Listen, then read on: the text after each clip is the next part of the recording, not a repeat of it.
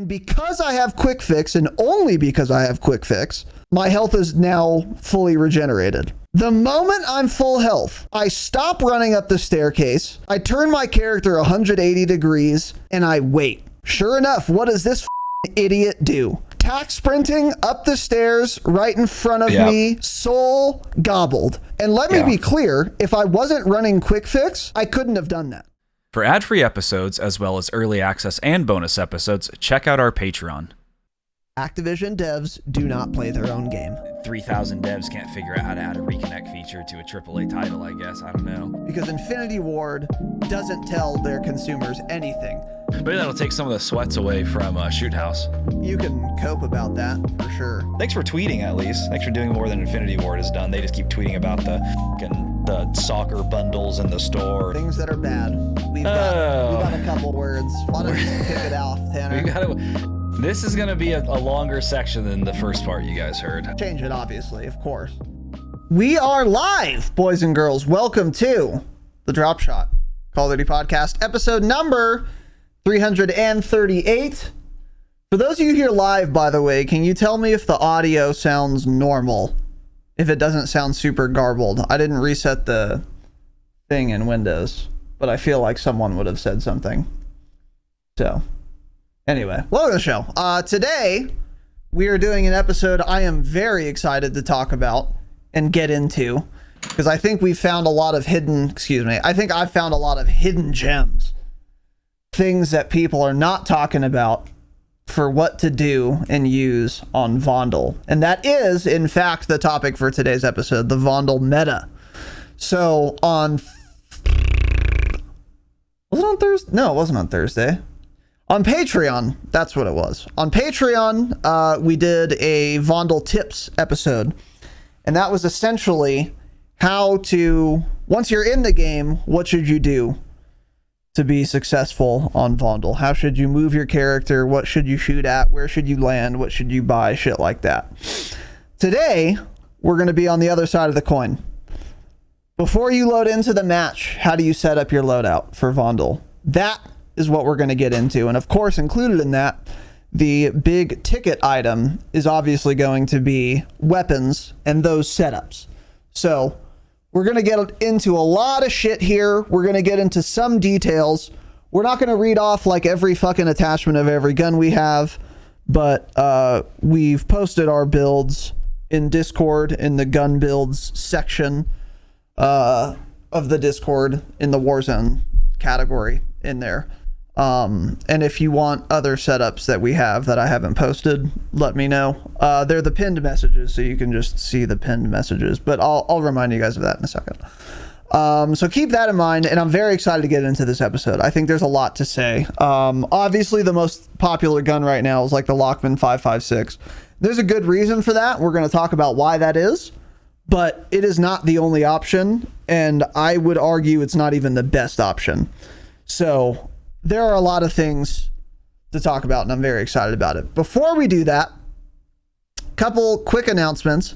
Number one, Patreon free trials are done. They are closed. If you did not become a free trial patron, fuck you. Let me be super clear about that. Fuck you. But you could still go to patreon.com/thedropshot and just become a patron. That works. Bonus episodes, ad-free episodes, early access episodes. Again, that Vondel tips episode, I thought that was really good. It was very well received by the commune. And that is available to all of our patrons. So if you want to go listen to that, you could join up. And then we have a lot of future episodes planned, obviously, as well. But the free trials are done with for now. We may bring them back at some point much later on, but don't hold your breath. There's no plan for that. Definitely won't be this month. Definitely won't be next month. So if you wanted the Patreon, free trials are unavailable as of now. But you had a month, and you know, you'll figure it out. So anyway, that's announcement number one. Announcement number two, we forgot to check for donations, offline donations that we received in our last episode. Normally, of course, we thank all of our donors, excuse me. that was another thing I had been forgetting to add to the list, by the way. For those of you who, patrons probably mostly, I have a list in my phone of words or phrases that annoy me. And I'm adding to it as time goes on, because there are a lot. And having it written down is nice, because I always say this and people ask me like what? And I forget all of them. But now I won't. So here's another one. Anything like conversate, since converse is a word. Here's another example. Dangerousness versus danger. Or donator versus donor. Hey, there's already a word for what you're trying to say, and it's shorter and better and more correct. So don't say donator, say donor, because that's the correct word to use. This is almost exclusively with nouns. Although, actually, no, I don't think it is. Because conversate is a verb, but converse is also a verb. But converse it means the same thing, but it's a real word. Unlike conversate. Don't say that. Or dangerousness is another example I have written down here. But that's not word specific. That's just you could see a million of those things. Some are more common than others too. I think donator is probably a pretty common one, because people just haven't read a book ever, so they don't know like donor is a word.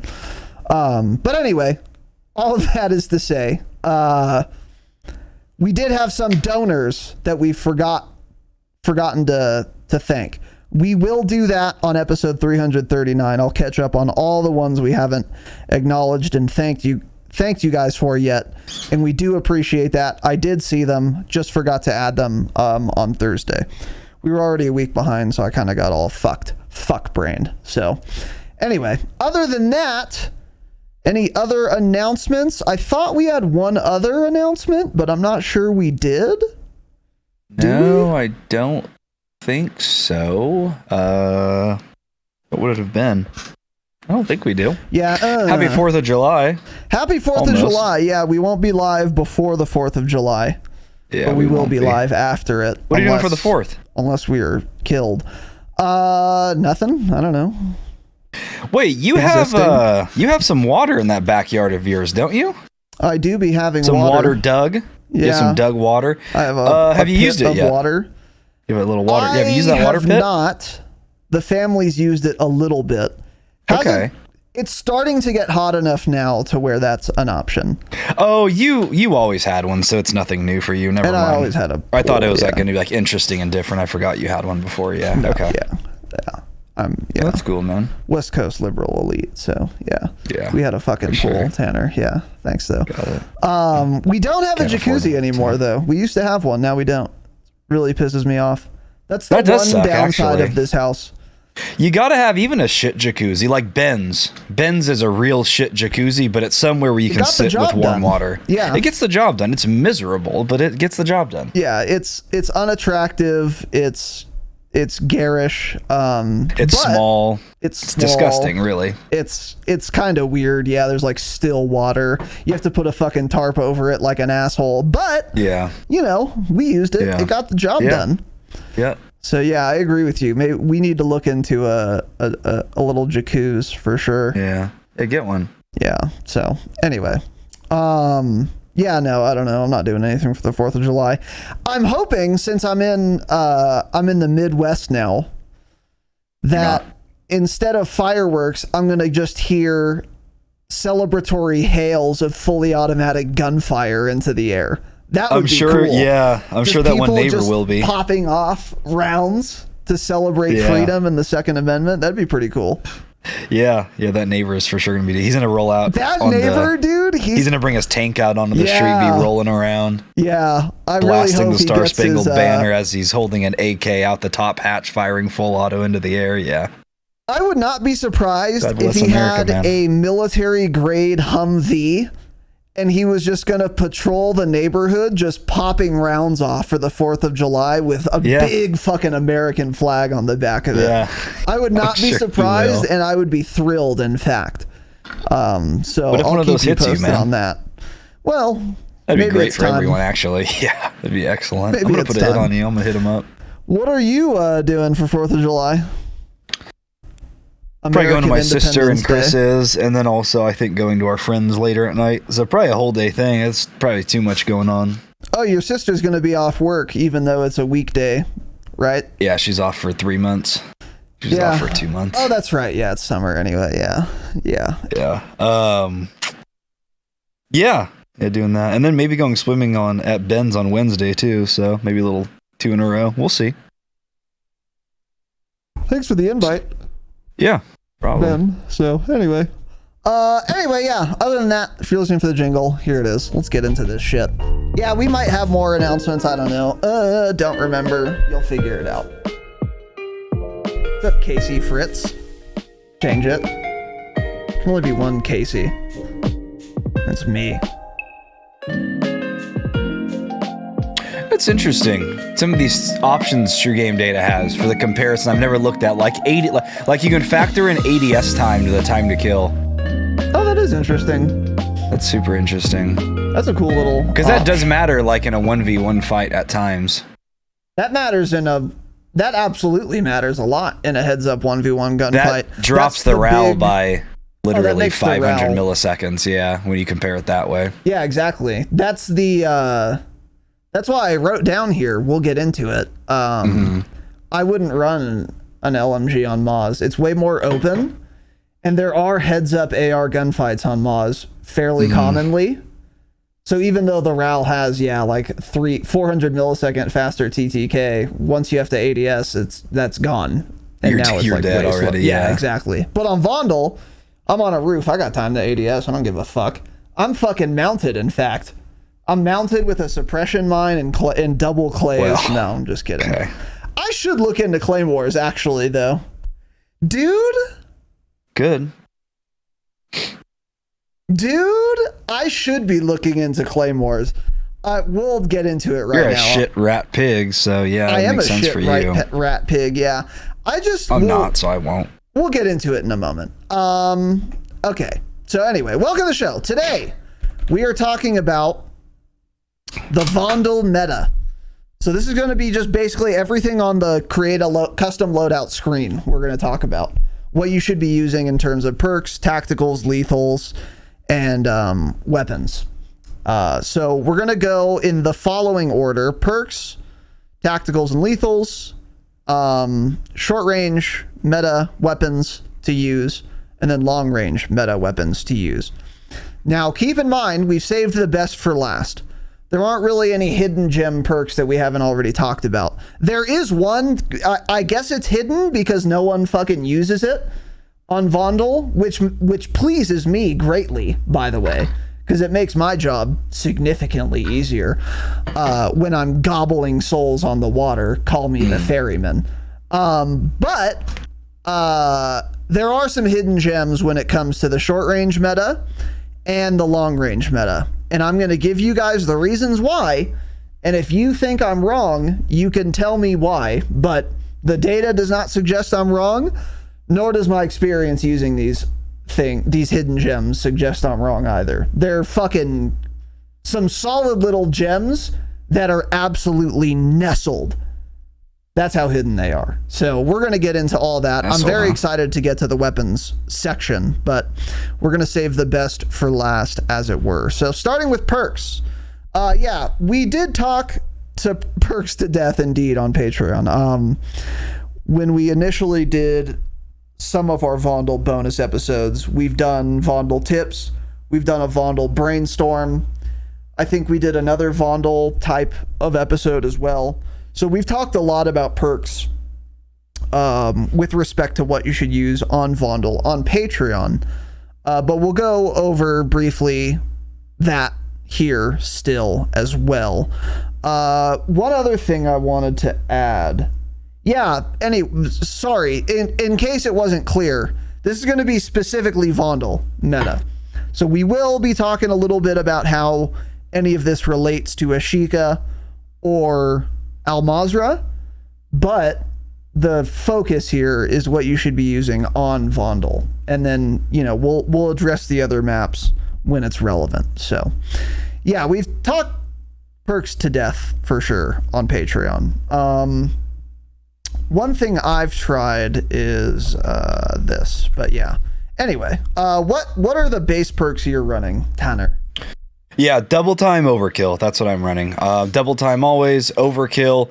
It's just so simple. You don't have to think about anything. As we said in our tips episode, even if you don't run overkill, make sure you set up one class that is overkill and set that as your favorite. Since favorite supply boxes are on Vondel, you can get 2 guns off rip instead of if you're running tracker or something and your favorite loadout is set in your loadout customization, then you're just going to get your primary gun.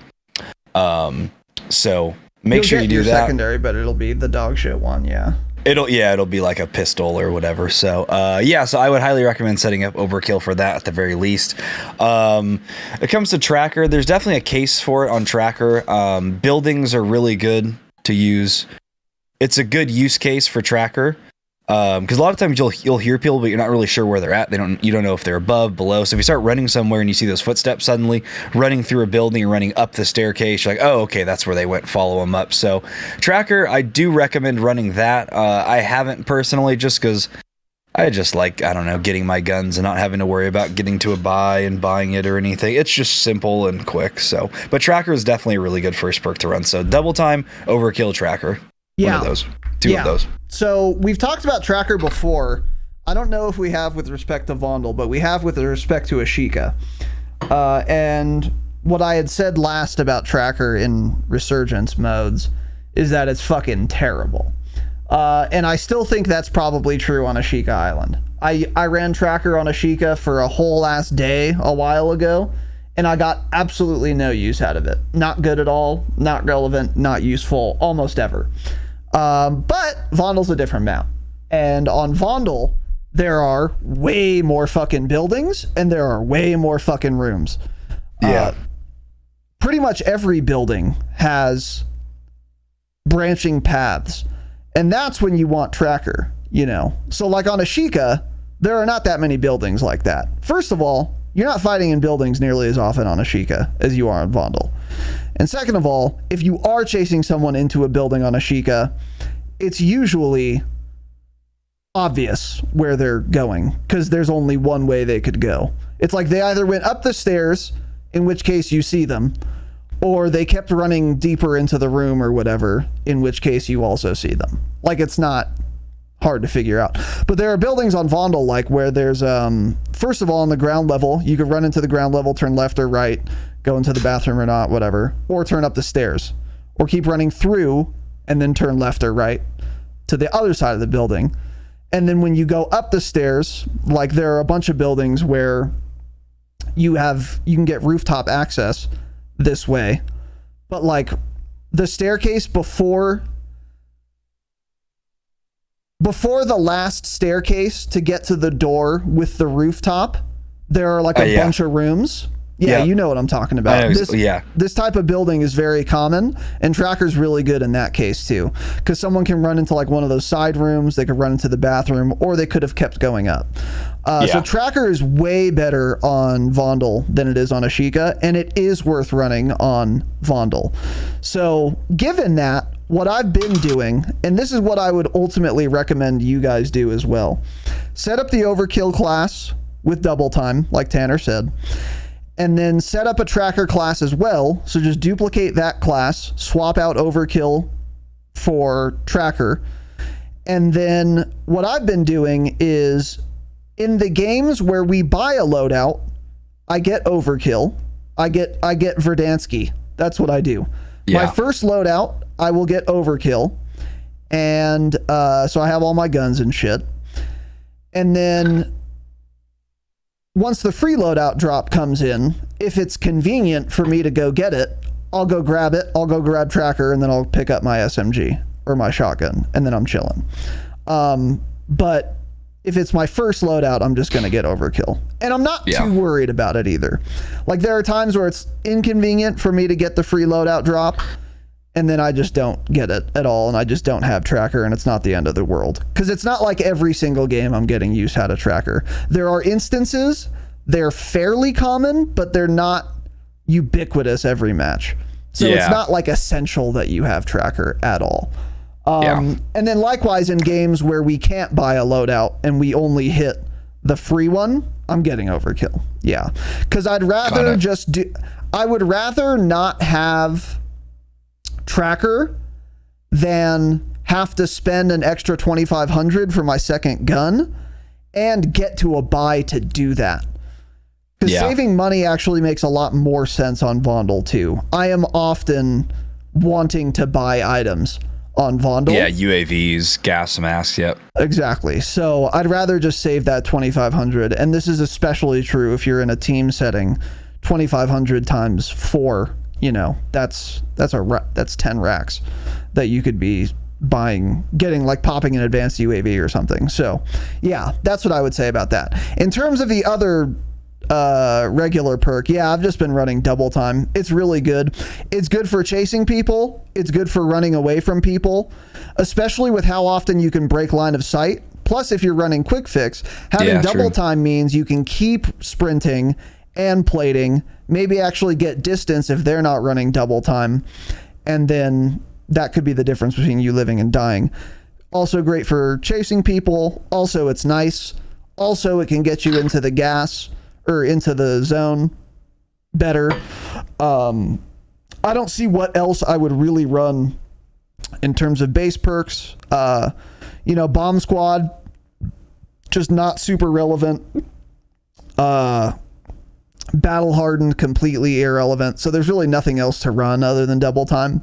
So that's the other one there. Yeah.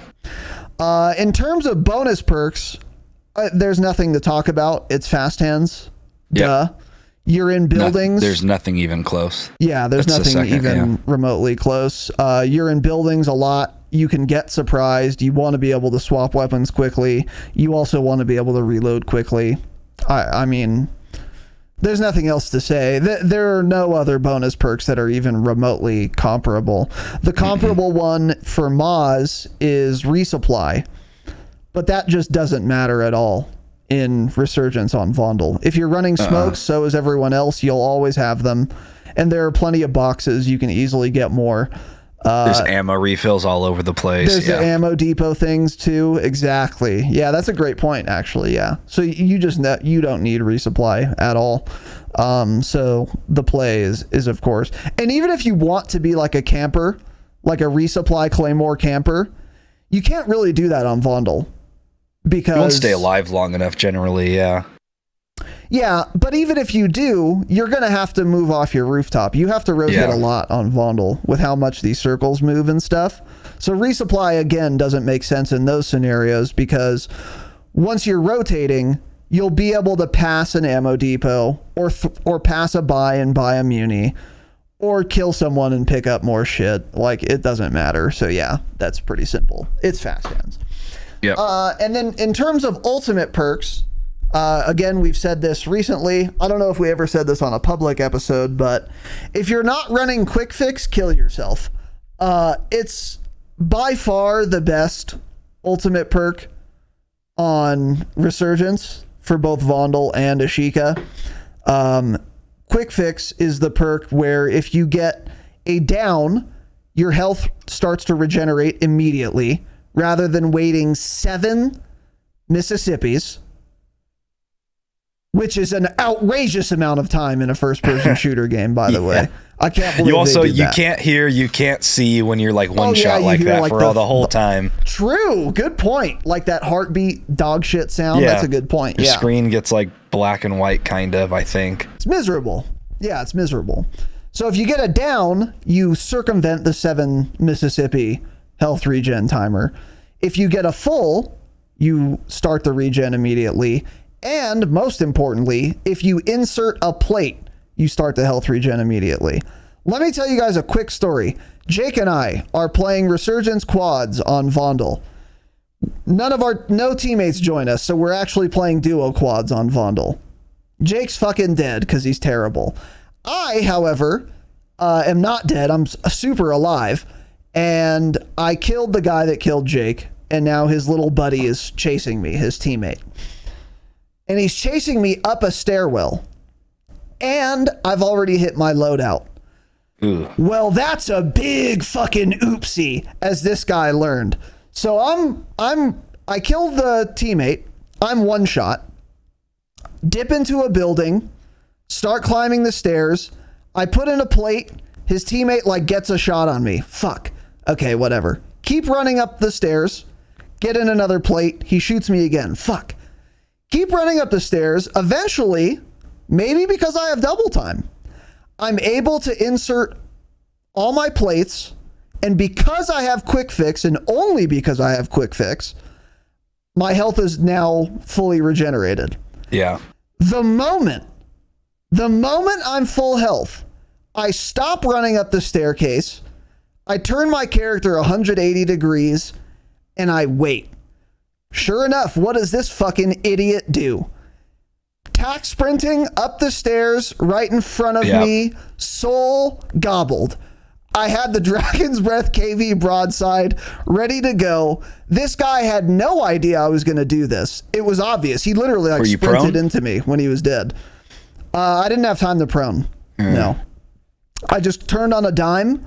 As soon as I was full health, completely shit on him. Yeah, with the KV broadside Dragon's Breath shotgun, which we'll get into.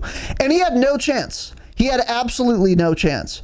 And let me be clear, if I wasn't running quick fix, I couldn't have done that. I would have had to create way more distance, and I would have had to make 7 Mississippis worth of time to get their health regen before I could re-engage that guy.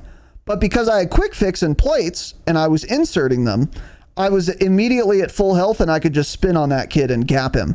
Jake found it very amusing, by the way. He starts laughing, which I did too, because that guy had no idea what was happening. It was a solid little play, but the point is, it was only possible because of quick fix. If you're not running quick fix, kill yourself again in a video game, and I meant that about the last time I said it too. For things like that, it's good. If you're on a rooftop, it's good. If you're rotating into zone, it's good. One thing Tanner pointed out, if you take a little bit of gas damage or a lot of gas damage, and then you finally get past the gas, but you're in a precarious situation, putting in a plate immediately starts the regen. So the kids on the rooftop far away are going to have a harder time killing you. That can save your life too. The main benefit of quick fix is that it starts the regen once you insert a plate, because that's not even contingent on you being good at the game or fighting someone else. You don't have to get a down. You don't have to get a full. Just put in a plate and you'll start your regen. And that will keep you alive from all the rooftop kids if they're like far away and missing a couple shots. It's totally the difference. The other options are pretty good. Ghost is pretty good. Don't get me wrong. And High Alert is also pretty good. Don't get me wrong. But quick fix is absolutely better, I think, irrespective of your playstyle. What are your thoughts? Yeah. Quick fix just directly keeps you alive. Something else I kind of hadn't thought about is when you're in like a heads up gunfight, close range, and you down someone and you're reloading at that point, let's say you haven't fooled them yet, their immediate reaction is to scream to their teammates that I'm one shot. And it's going to kind of force their teammates into like making a push that they otherwise wouldn't push, but they were told I was one shot.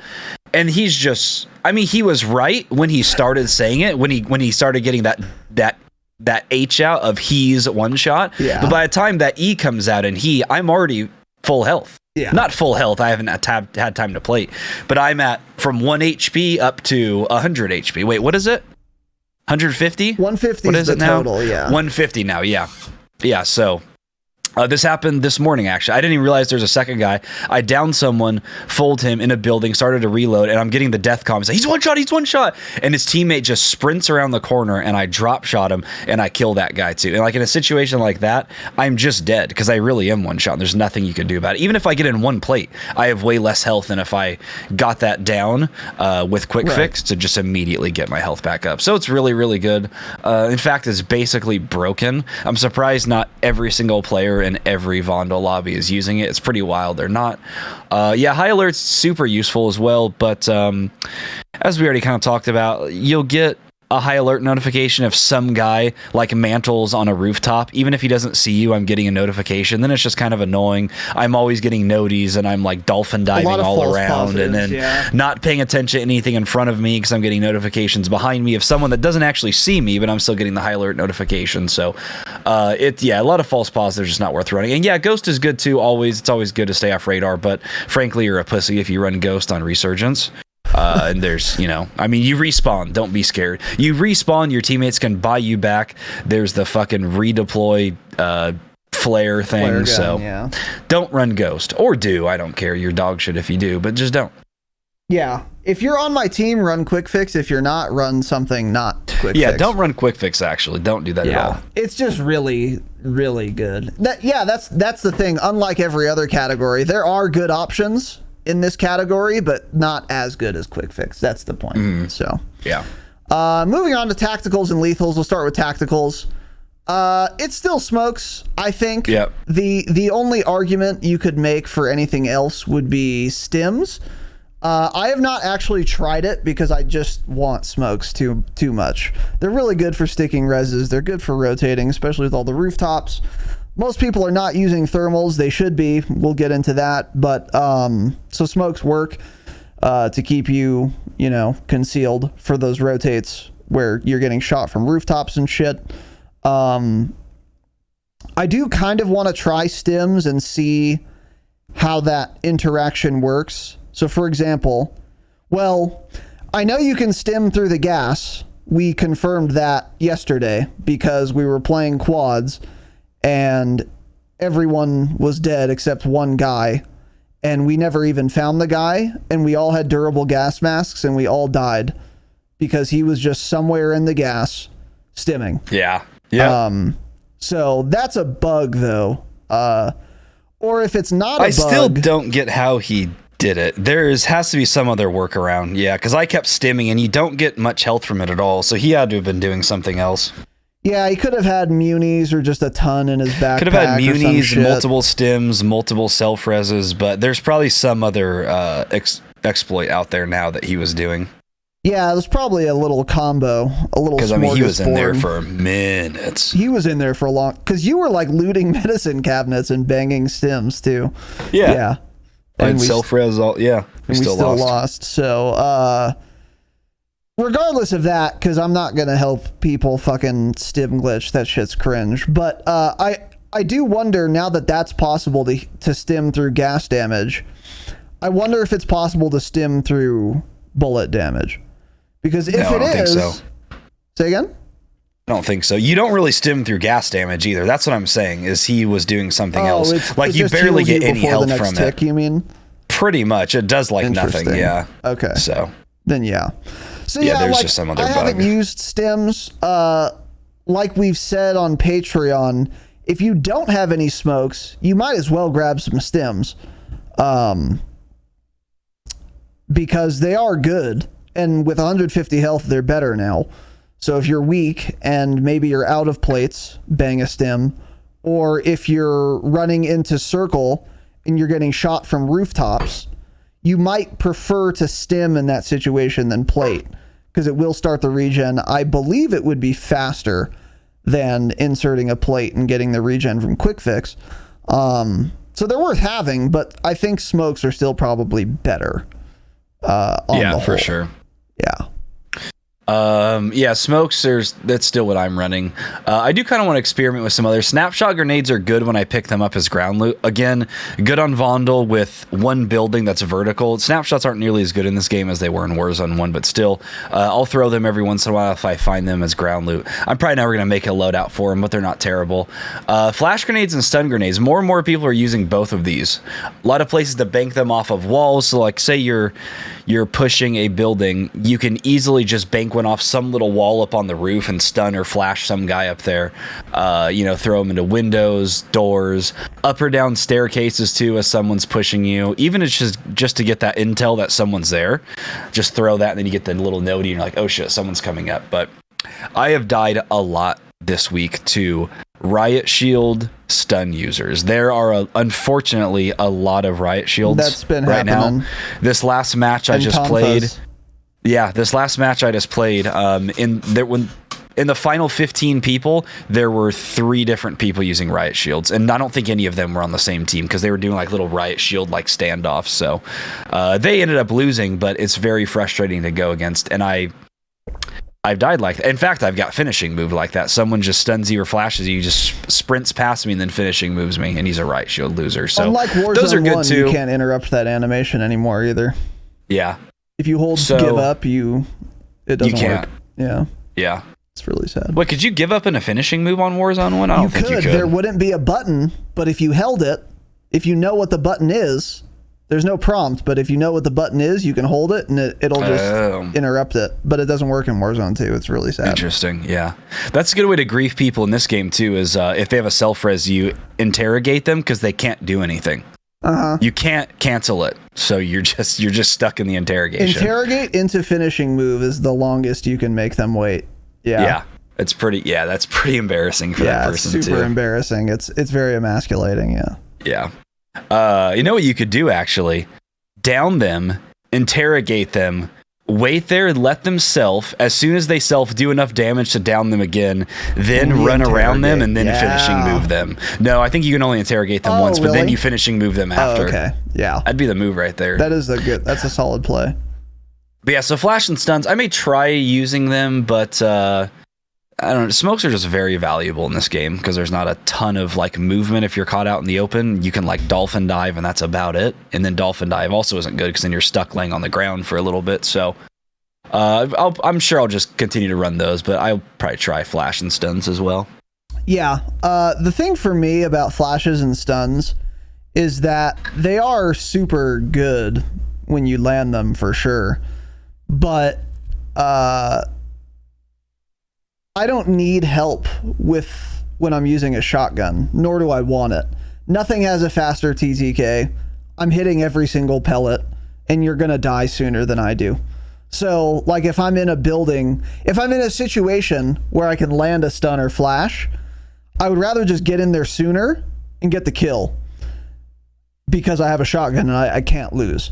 But if I was using an SMG, then I would want to have flashes and stuns because then it would actually be relevant because we both have a gun that could kill in about the same amount of time as one another. But even if that were the case, I'd still run smokes by and large. But there are some good options. I think smokes are just the best though. And then now on to lethals. So yeah, I've been running Semtex, which is good. One thing that the most utility I've been getting out of Semtexes lately, actually, is when I'm on a rooftop and I'm shooting at someone else on an adjacent rooftop. So maybe they're 20 meters away and I get a down. And then once they're downed, they are out of my line of sight because they're underneath like the short wall on these rooftops or whatever. That's when I really like having Semtex because you can easily bang a Semtex right where you got that down. And you're probably going to get the thirst. If you don't, you're going to make them have less health. If they're being rezzed by their teammate, you're going to do damage to them. And so Semtexes are really good, and they're easy to place in those scenarios as well. Theoretically, you could also use a Semtex better than any other lethal to place it on a rooftop when you're on the ground. It's the best for that for sure. That and actually frag may be better, but then frag you have to kind of stand there and hold it for a little bit. Yes, that's true. But my thing is about that, while it is true those are the best lethals for doing that, you also don't want to be in a situation where you're fighting someone on a rooftop when you're on the ground. So it's like if that were the only reason you would be running a Semtex, I would say stop, because you're just maximizing the lethal for when you're in a bad situation. You don't want to really do that. But still, for like throwing them rooftop to rooftop, they're really good. And that's what I've been using them for. However, I am thinking I should maybe try Claymores, because... Probably not, actually, because I use Semtexes in that fashion, rooftop to rooftop. We don't ever sit on a rooftop. We push a rooftop to kill someone, then we move off it, yeah. Usually sometimes we're on a rooftop for like 30 seconds to a minute. And there are times where you get pushed in that time, and having a claymore down would be nice. Yeah. I think it's something I'm probably going to try, but I'm probably going to still be getting more utility out of Semtexing rooftop to rooftop. Vondel Battle Royale will be insane for claymores, probably. True. But in Resurgence, I don't think so. Yeah. Just too fast-paced. What are your thoughts on Leiths? Yeah, I'm still running throwing knives just to get quick finishes. You know, gets your teammates back quicker because it lowers that resurgence timer. Everyone has self-revive always, so it's nice to just immediately get a finish. True. And once you get used to using them, it like becomes a habit, and you end up... your brain learns what gun you're using, the time to kill of that gun, and you're essentially like, you're already throwing that knife immediately after that last bullet comes out, so they're just full dead like so quick once you start practicing with them a lot. Also, a lot of times I use them a lot to get a down on someone in a rough situation. Like yesterday, I pushed into some building. We had just jumped off a rooftop. I'd pushed into a building. I had no idea this guy was there. He starts shooting at me. I'm like low health. So I spin around. I get like a few shots off. And then in my head, I'm just thinking, I'm dead if I continue this gunfight. So my immediate reaction is to just throw a throwing knife, because that'll still... I'm like 99% sure, even with the health increase, it's still one shot downs a full health, fully plated opponent, like to the chest. I don't think it'll do it anywhere else because I've gotten hit markers, but to the chest and up, I'm almost positive it's still a one hit down. It worked that way in Warzone 1, so it's definitely possible. Yeah.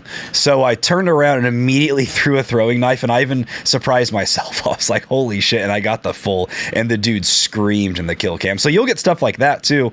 I have that happen quite a bit. Sometimes I'll just stand on a doorway if I hear someone pushing up a building, and I'll be laying prone outside of the door with a throwing knife ready. And as soon as they bash through the door, I just let that sucker go, and you get a down that way too. And then you just shoot them and finish them. So there's a lot of use for them, actually, kind of more than you think. But more than anything, they're just the most fun to use. They're just always fun. It's very rewarding to throwing knife someone. Super rewarding. So true. It's like I said, if I'm like think I'm going to die in a gunfight or have the disadvantage, a throwing knife is like that little Hail Mary. It's like if I continue this gunfight, I'm simply dead. So I'm just going to throw this throwing knife out. Either I miss it and I'm dead, which I was going to be anyways, or I get a lucky hit on the guy and then I down him in one hit and he's furious. And then if you get that down, then you're quick fix and then I'm add that health all right back again. So I think they're really fun. Semtex is really good for this map with all the rooftops. Great for cracking someone. Well, you get like a better angle on them. Good for finishing down players, kind of. I swear it's hard to down someone with, or it's hard to full someone who's downed with a Semtex. You have to like stick them basically. But you have to get it really close. That's true. Yeah. But yeah, so that's good. Drill charges are viable on like every map. But I actually feel like with the verticality and Vondel, they aren't quite as good because like the buildings that it's like a spiral staircase going up, there's not like any use for them. They're pretty much dog shit on that. So it's like I can drill charge the door coming up to that staircase if I hear someone pushing, but all that guy has to do is literally take 5 steps back and he's not getting hit by the drill charge at all, and then he's just pushing right through, and then he just knows I'm there. Like on Moz, they're good because you'll push a house, and that house basically generally a big open room on the bottom and a big open room on the top. So if I throw it on the top, that person's either jumping out the window and forced to rotate somewhere else, or they go downstairs and then your teammate's throwing one downstairs. So they're a lot better on a map like that, I think. So I think for Vondel, I would run Semtexes, and honestly, I think even frag grenades over drill charges. I just think there's too many ways to get away quickly on this map to make them good. Like you're dog shit if you're getting down to a drill charge on this map. It's just that simple. I agree. It's so easy to get away because all the stairwells and little rooms. Yeah. So, great for Moz. Probably the best lethal on Moz, especially for some like ranked late game. But for this map, nah. I wouldn't use them. I agree. I think your assessment is spot on. Because, like on Moz, like a lot of the buildings are one story, just one floor, or they're like 2 floors. And they're not very escapable in that situation. Especially if they're in like those shacks that are all around. like Yep. that big one big room. It's like, all right, well, I'm going to throw a drill charge here. You're going to fucking eat this or you're going to run out of this building. There's nothing else you can do. But on Vondel, in the same scenario, he can run up or down the staircase probably because he's in any building in Vondel, so there's a staircase there. So it's like very easy to evade. And it's very obvious when you've been drill charged. You hear it, you get the indicator. It's one of the few things, in fact, you can hear in Warzone 2 is the drill charge drilling, which is good. It should be audible. But yeah, they're super evadable. And another thing too is that, like, even with fast hands, they come out of your hand way slower than a Semtex or a frag or a thermite, maybe even. And on Maz, that doesn't matter because, like, if you're pushing again one of those shacks, you're not getting shot at. You're trying to kill people that are ratting. So you have all the time in the world. If it takes a minute to throw a drill charge, you'd still have time. But on Vondel, like, it's a smaller map. The density of players is way higher. And there are way more buildings too. So, like, you might even think you're safe, and then you start throwing the drill charge, someone pushes you, and you're kind of fucked because you're stuck in the long-ass animation. So that's another thing that's not great about them also. They would be more attractive for sure if they came out of your hand as quickly as Semtexes do. And another thing that I notice happening, which is always funny, is that, like, if one of my teammates gets downed on a rooftop, like let's say we're rooftop to rooftop fighting and one of my teammates gets downed and the other team is using drill charges, they will throw them in my area and not once ever will it do damage. Because you can't really do a drill charge rooftop to rooftop and get damage with it. It's not possible to do. Because you would have to, like, you'd have to either stick someone, which isn't happening, and in that case, you're cheating and use Semtex or throwing knives at that point. So that's not happening. Or you would have to put it, like, right on the short wall in the, like, 3 feet where it actually goes through to the rooftop where they're lying. And also they have to be close enough to that short wall for it to do damage. Yeah. And again, if you have that kind of accuracy, you could have just stuck in with a Semtex at this point. So, like, people just are constantly whiffing drill charges at me all the time. And, my teammates. And it's really amusing. So, like, that's, I already know that it's true, but I'm, like, seeing the proof as well in what other people are doing. I would not recommend drill charges, frankly. There are, of course, scenarios or situations where they're good, but I think Semtexes are just way better if you want to use an explosive. But your point is well taken, too, on throwing knives. Yeah. They're a great Hail Mary option. There's one specific type of building in Vondel that's actually insane for drill charges, but not enough to run them full time, I don't think. But it's those wooden buildings in between rooftops that have a window and a window, and then you jump inside there. Oh, where the jump spots are.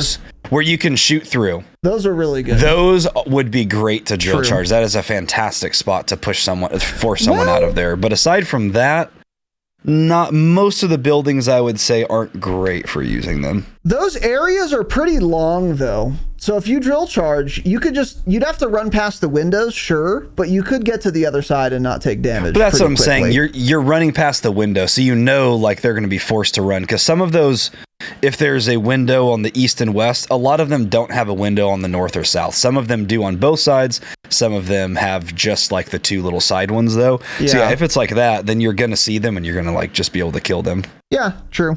Sure. Yeah, I'll give you that. But like you said, that situation, I don't think is common enough to justify them. I would agree. But yeah, again, on throwing knives, they're definitely the most fun to use, no doubt. And you conserve a lot of ammo this way too. Yeah, you do. And time. Usually, that isn't relevant in terms of your total ammo count, but it's absolutely relevant in terms of your magazine count. And that's doubly true if you're using an ISO like most people, which only has a 45 round mag. If you're playing trios or quads or something and you get a down on someone and 2 or 3 other people are going to be pushing you, it's really nice to be able to just throwing knife that kid, not have to worry about him selfing, get the quick fix regen if you need that, lower that resurgence timer like instantly, and you're going to have more bullets in the magazine for the next kid pushing up or whatever. With a 45 round mag, that's super relevant. Yeah. So, you know, and the other thing, for sure. The other thing I think people overlook is that you don't get the sound pollution of finishing someone with your gun. Because in this game where you can't hear footstep audio, that's a great point. When you get to throwing knife someone, instead of having to put another 10 bullets out of my non-suppressed ISO into some dude, as I'm doing that, his teammate's pushing me and I simply don't hear him, even though he's 3 feet away, because this game has miserable footstep audio. So if you can get around that by just throwing knifing someone, then you'll get a lot more sound cues on teammates pushing. And they're very likely to push when they have a down teammate in there. Yeah, because they're calling out one shot, like you said. Absolutely. Yeah. And Absolute, by the way, saying like getting your teammates to throw drill charges with you is the key. I'll grant you all that, but that's way too fucking cute.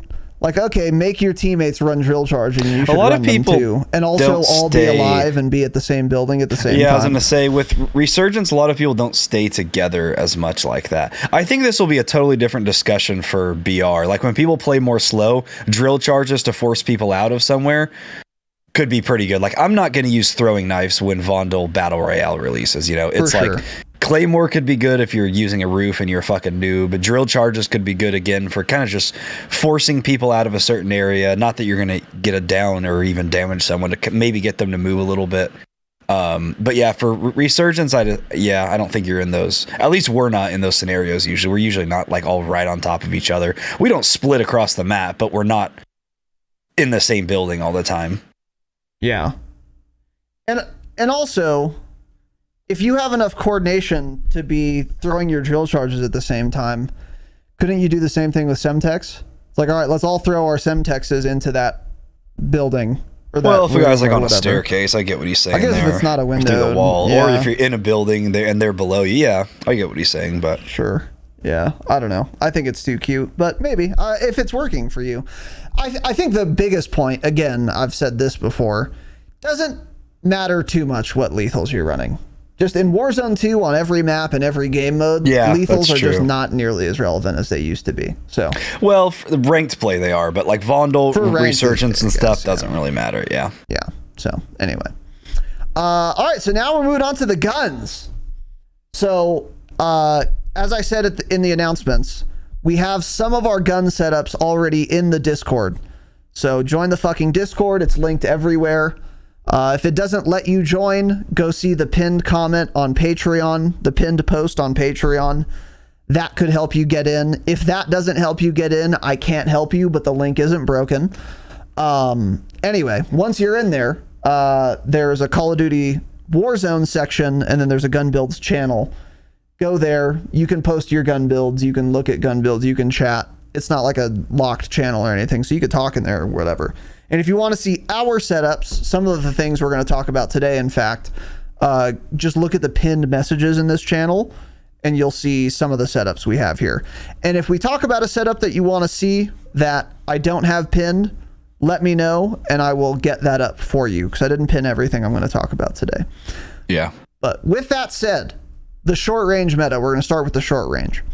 So yeah, right now, the popular gun for short range is the ISO.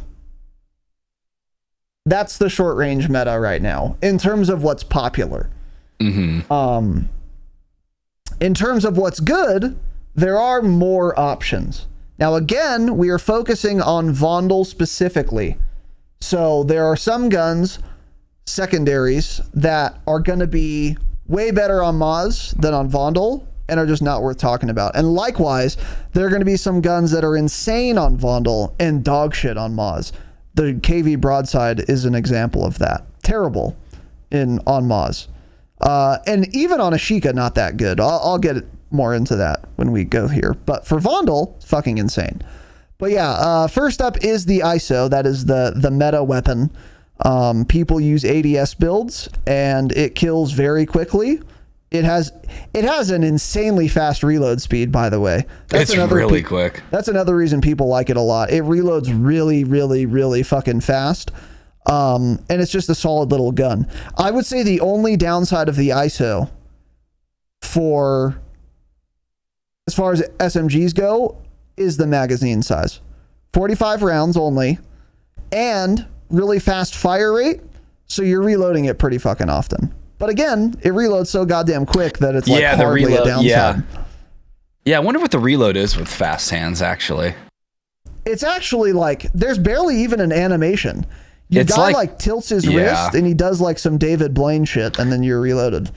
Reload time by default is, wait, let me put on the bigger mag, is 1.8 seconds. So with fast hands, that's like close to just a second, probably. That's extremely fast. Yeah. Yeah, 1.8 compared to like, let's look at like a let's look at like a Lockman sub with a 40. A lot of people run that. 2.2. Yeah, it's really, really quick. Especially if you compare it to the MP5, the Lockman sub. That has a dog shit reload speed. You could unironically reload an ISO 2 or 3 times before you reload a Lockman sub. The 40 is not that bad. The 50 gets pretty rough, 2.6. And so more people are running a 50 now with the health increase, so yeah. But yeah, what are your absolute thoughts on the ISO? Yeah, so ISO I think definitely is the SMG king right now by quite a bit. Kills like 75 milliseconds faster than the next closest SMG, up to about 8 meters. So that's like, by viable, I mean Lockman, Vaznev. I know the MX9 is good on paper, time to kill wise. I just don't ever discuss it or use it because it has a 32 round mag. It also has a very weird recoil pattern. It feels strange to use. I can't describe it. Hate it. Like the barrel lift of it, something feels very weird with it. But 32 round max magazine is fucking terrible. If you're playing solos, maybe it's viable, but even then, I still don't like it. Yeah. So yeah, I would say probably the top 4: ISO, Lockman, and Vaznev. Those are the ones you usually hear. ISO being used the most right now. And then I think the outsider there is the Vel. But so yeah, when it comes to the ISO, a lot of different builds with it. I think there are a lot of viable builds for this one actually, which is weird. Because I feel like a Lockman and a Vaznev, there's usually like one build that everyone runs, but with the ISO, I don't know if it's because it's new, you see so many different builds with it. There's people that run the integrated barrel. There are a lot of people that don't like the iron sight, so they run a red dot optic on it. I've experimented with that too. You run the hipfire build, which I've never seen anyone run. So there are a lot of different setups for it. Only downside, or a couple downsides with the gun in general, irons are pretty shit. But if you can make them work and get used to them, it frees up that space for another attachment like a stock or a rear grip. And then you can choose from there if you want better mobility, better ADS speed, better movement speed, or if you want better recoil control, because the gun does bounce quite a bit for an SMG. It bounces around a lot, and it's fairly easy to lose your target with those irons. So after like trying like 5 or 6 different builds, I've found one that I finally really like. And I'm confident with, and that is in the gun builds channel. It's pinned. I have mine in there. I think it feels good, and it's an iron sight build. So it's nasty. Definitely the best SMG up close. Yeah, for sure. One thing you said here, you mentioned is the Vel as well. And like one thing you mentioned is the ISO kills fastest compared to the next closest SMG up to 8 meters. Couple things on that. First of all, that's like the first damage range of every SMG in this game, pretty much. It is 8 meters, I think, for almost all of them, yeah. Yeah, so if that sounds like it's way too short of a first damage range, and therefore that's a negative of the ISO, that's not true. That's the first damage range of like all the subs. So in other words, compared to every other first damage range, it kills the fastest. That's just a little note to make there, because every other SMG in like Warzone 1 had I don't know. Anyway, whatever. But yeah, that's one thing to keep in mind. Another thing to keep in mind is that a lot of people now are running ammunition attachments on their SMGs, and then weapon tuning for damage range. So that 8 meter first damage range for SMGs generally might look more like 10 or 11. So, I feel like it doesn't increase that much. It's probably honestly less than 1 meter, I bet. Yeah. Because even putting on long barrels for most of these SMGs is 1 meter. So I doubt tuning is doing that much at all. Because I was checking that earlier with the different barrels, actually. It could be the case that if you're combining attachments, it's more impactful, though. Yeah, because the way they scale it, it's like a multiplier. Yeah. Yeah, so if it's like if tuning for damage range on the ammunition attachment gives you 10% more total damage range, it might be calculating that 10% after everything else is taken into account. So it's taking into account the extra meter from the barrel. It's taking into account the extra meter or two from the muzzle. And then it's taking in, and then it's adding 10%. And then it's like maybe another meter and a half or something. I don't know. But yeah, it's, who knows? The point is that it's not like a short first damage range compared to everything else. Except for the standard. Vel, the MP7. Yeah. Tanner was talking about this earlier, and he tried it, and the big attractive feature that the Vel has compared to all the other SMGs that are meta right now is that its first damage range by default, so like no attachments, is like what, 14 or 15 meters? So it's 13 meters with no attachments, yeah. So which is a lot as I was saying, more since of a first damage range. Yes. Yeah, since the damage range in this game is calculated by multipliers, if you put a damage range barrel on a sub with a max damage range of 8 meters, that multiplier is only, like, that barrel is extending your damage range by like a meter or a meter and a half. But since the Vel's default is 13 meters, if you put a long barrel on that, you have the first damage range out to 16 meters, which is double every other SMG if you're not putting a long barrel in the other SMGs, as most people are not. People are not running long barrels on SMGs in this game. So I thought this is interesting on paper. So I did try it this morning, actually. I've had trouble building custom ones. It's kind of a weird gun. It always ends up having really slow ADS, it seems. To have it controllable and easy to use, it's got pretty shit ADS speed. So I ended up having to do the 50 round mag instead of the 60. I did put some recoil attachments on there, and I tried this long barrel kind of to see how it felt. And it was interesting. I guess about what I expected. I was losing heads up gunfights like in a building, in a floor. If someone had an ISO, I was losing most of those. But since that damage range I knew was out to 16 meters with that barrel I was running, I was using the SMG in a lot more gunfights where otherwise I feel like I would be forced to pull out my Lockman there, or even at 15 meters if I'm using my ISO. I mean, what is the time to kill at 15 meters for that? It's like around 900 milliseconds probably, and the Vel up to that point is sub 700. So from like that gap there, from essentially like 8-9 meters up to 16, if you're running a long barrel on the Vel, you're killing a couple hundred milliseconds faster than the other SMGs when you're at that range. So it kind of lets you push back a little bit, and I knew that, so I wasn't as likely to like push inside of certain areas and get inside their ass like I do with the ISO because it's so good up close. I would purposely stay back a little bit, and I would win a lot of those gunfights where they would have an SMG. I was winning like all of those, so it felt good. Don't think I would still pick it overall over the ISO, because I like to get inside of people and take the close range gunfights. It's more fun that way. But the Vel is very, very good, and I think you guys should try it. I will. That build I have not posted, I don't think, in the gun builds, but I'll post that in there for you guys to try it. It's fun, and it's definitely different. So that's interesting to use. And then, yeah, on the last two, the Lockman and Vaznov, they're both still good. They're viable. They kill slower than the ISO.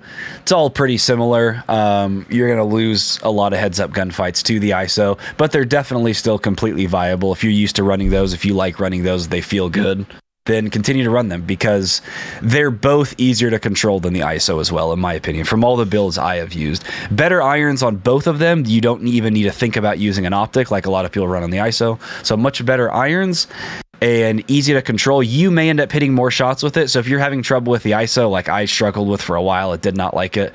You can continue using the Vaznov and Lockman, but just know you're probably going to get fried inside of buildings to some guy using an ISO. Yeah. I agree with all of that. On the Vel, I'm with you on your assessment. This is one of those SMGs where I don't think it would be worth running on Vondel because so many of your gunfights where you're using your sub are inside of 8 meters that I'd rather have a faster killing gun in that range. But like for Moz, Vel looks really good Because a lot of those SMG gunfights will be between 8, 10, and 16 meters, like for sure. And then you have a significant advantage. And maybe even on Ashika too. I would have to like play some more Ashika, but when I'm using my sub on Ashika, a lot of times they are like 10, 12 meters away. And then you're going to have the faster TTK, and that's going to be nice. Because Ashika is more open than Vondel, no doubt. Yeah. So that's something to consider. But for Vondel specifically, I'm not surprised by your experience. There's so many tiny little rooms and buildings and the stairwells, of course. I feel like you're really close to people in a lot of close range gunfights, but something to consider for sure. So, next is, of course, the KV broadside, the banned shotgun in ranked, semi-automatic shotgun, and it's fucking disgusting on Vondel. If you combine the game, the map, and the gun, I might argue the KV broadside is the most overpowered shotgun that's ever been in any Warzone game. The only other shotgun I would say would be the R9, because that was really fucking good on Verdansk. That was probably actually better, honestly, than the KV broadside. All the other shotgun metas, they've had insane range too. Like, this thing's broken, but you have to be inside of a building or it's just essentially not viable whatsoever. I mean, it's correct. Miserable at SMG ranges past 5 meters. Yes, that is correct. But again, when you combine what map we're on, I think this is in the contenders for the most overpowered shotgun that's ever existed. Because it's fucking miserable on Maz. I don't think it's even good on Ashika for the reasons I just said the Veil might be. There are gunfights where I'm using my secondary on Ashika when I'm in like a long room or like a long building or even outside. Or you land at farms or something, yeah. Exactly. Yeah, like farms is a perfect example, actually. If you're fighting in farm, I would much rather have a Veil, I think, than any other SMG. Because it's fairly open, fairly flat, and even if you are in a building with someone, they're long, open buildings where you could easily be at 10, 12 meters or something like that. And for that reason, the KV broadside's not good. But again, on Vondel, this gun is disgusting, and you don't have to really try to make the engagements be fair for you. The map does it for you. Here's all you have to do to make it viable. Enter a building. Because then every engagement is like 5 meters or closer. All the stairwells, most of the rooms are tiny. You're inside of 5 meters. And even if you're inside of, like 8 or 10, you still have a very solid time to kill. And you also can't miss. So it's like very easy to use. This is my favorite gun in a long time. And it's really fucking good. And again, as I've talked about probably ad nauseum at this point, there's no better weapon in a stairwell at all. Yeah, no. And it's not even remotely because in a close. Stairwell, you're within, I mean, at the most 3 meters range, maybe 4 meters at the most, right? Right. Exactly. And you're going to find yourself in those very often, especially if you choose to. Which I do. If I'm using my shotgun. Yeah. Exactly, yeah. I'm purposefully getting to the next rooftop and going down the stairs or entering from below and going up the stairs. And if someone happens to be in there, that sucks. Your soul's been gobbled. There's nothing they can do. The ISO's dog shit.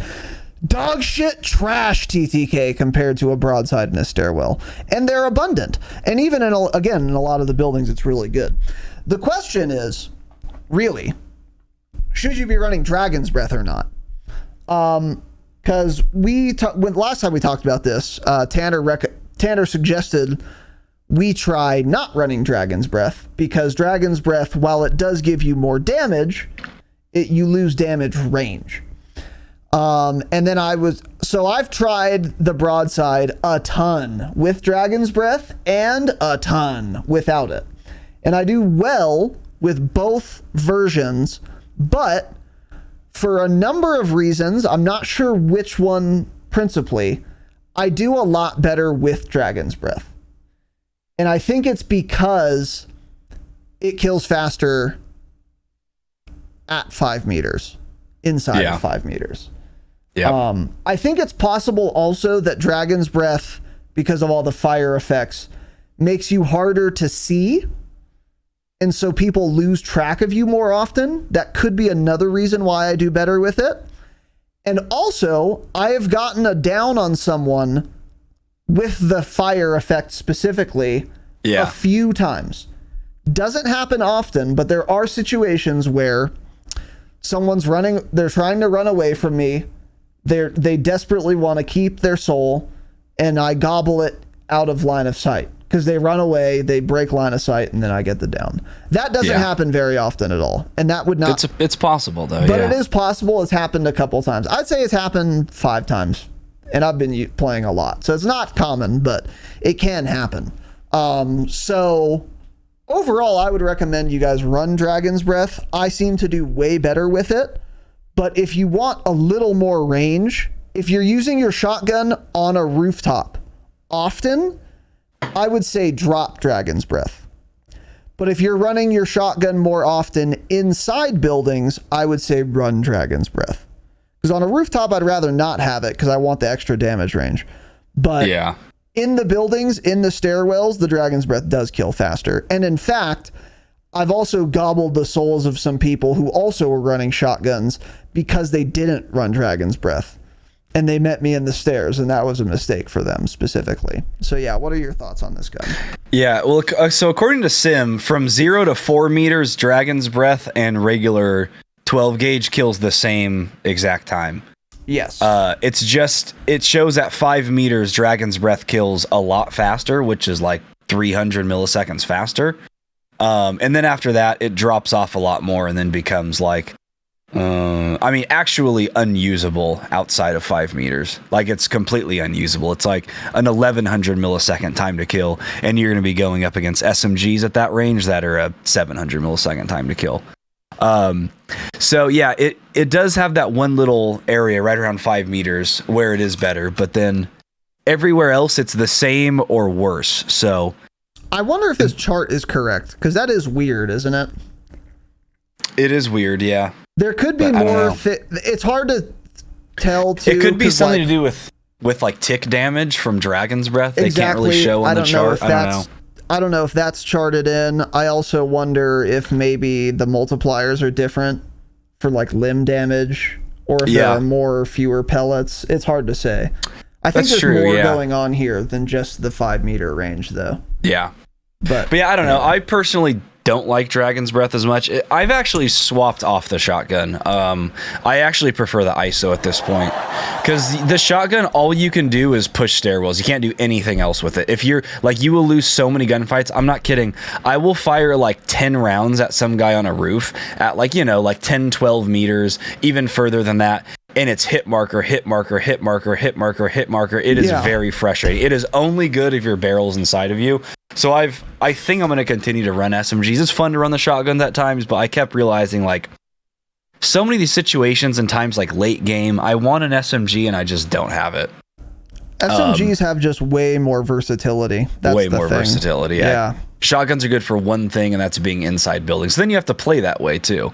Like you have to completely change your play style. It's a lot different. So, the thing to me with Dragon's Breath is, more than anything, I lose my target. I think it's way more distracting.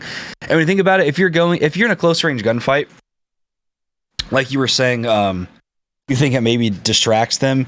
You can think that, but like 9 out of 10 times you're in a close range gunfight with a controller user, and it's not distracting them because it doesn't matter. They're still hitting all their shots, even if they don't see you. So that's why I think for me, it's way more distracting that you fire one Dragon's Breath round in a building. A stairwell, sure, it's kind of hard to lose someone. But like inside of a building, you see all that fire come out. I don't know where they went. There I just are some dark rooms where you lose people only because you ran Dragon's Breath. Yeah, you lose them very quick. So that's the biggest thing for me, is I think it hurts me more there because I just lose track of people so easily.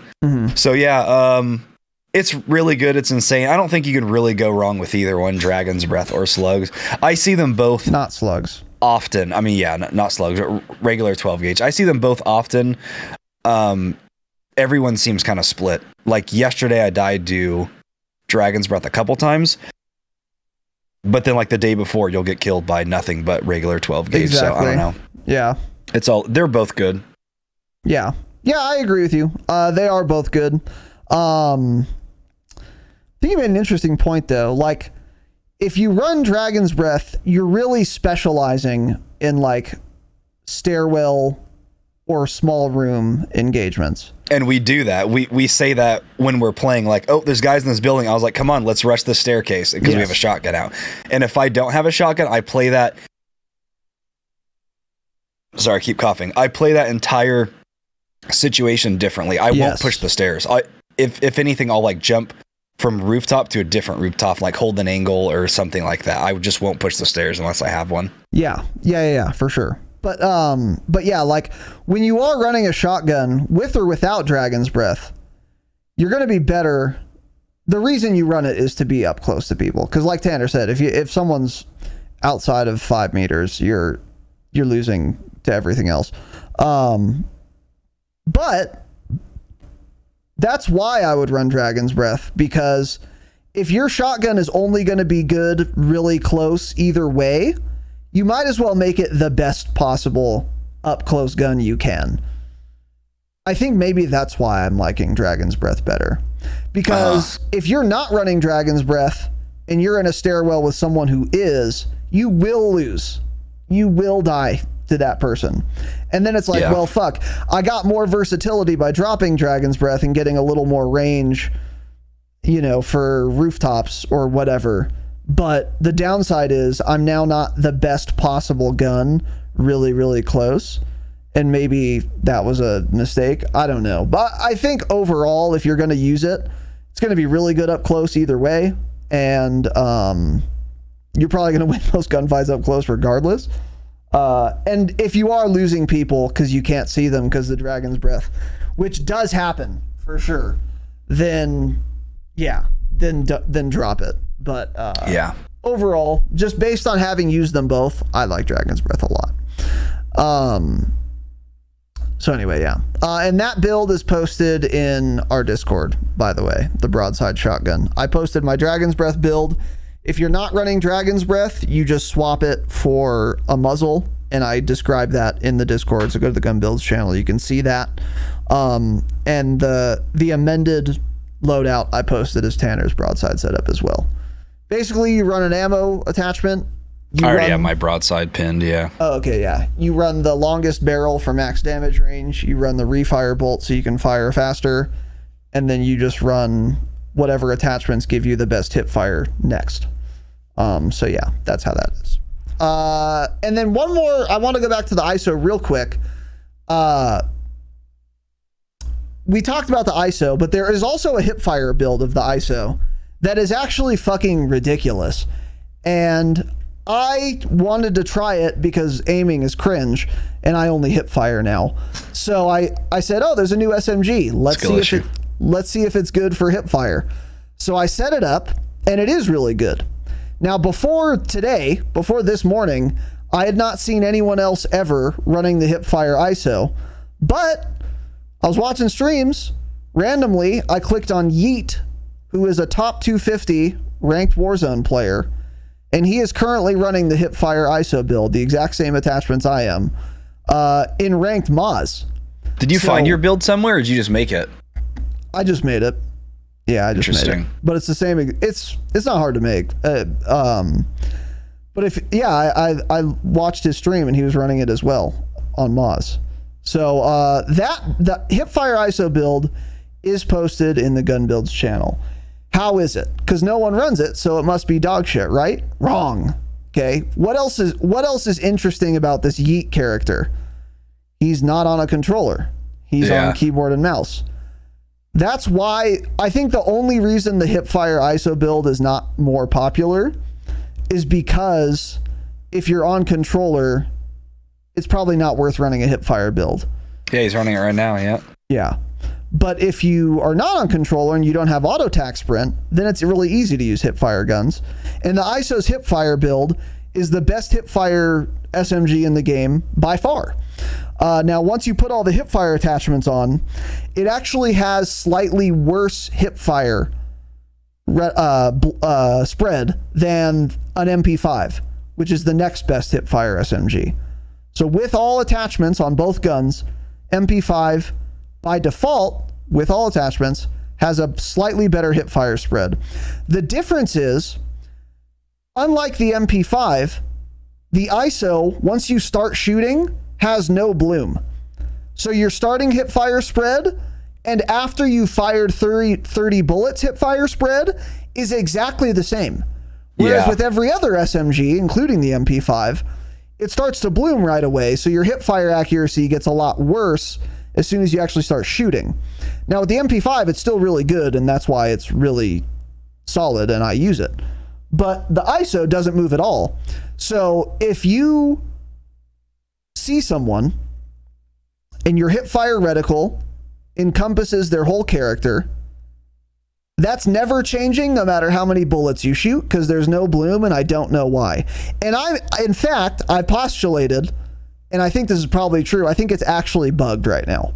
Because you just get no bloom whatsoever, and that's what makes it really fucking gross. And I've used this a little bit on Vondel, and it's really solid. I'm hip firing people at a farther range than I've hip fired anyone with any other full auto gun in Warzone history. I'm not kidding. That's how good it is. Because its starting hip fire spread is quite small, and it doesn't move ever. So you shoot as many bullets as you want. You can move as much as you want too. It doesn't move. So you can hit every single bullet in hip fire at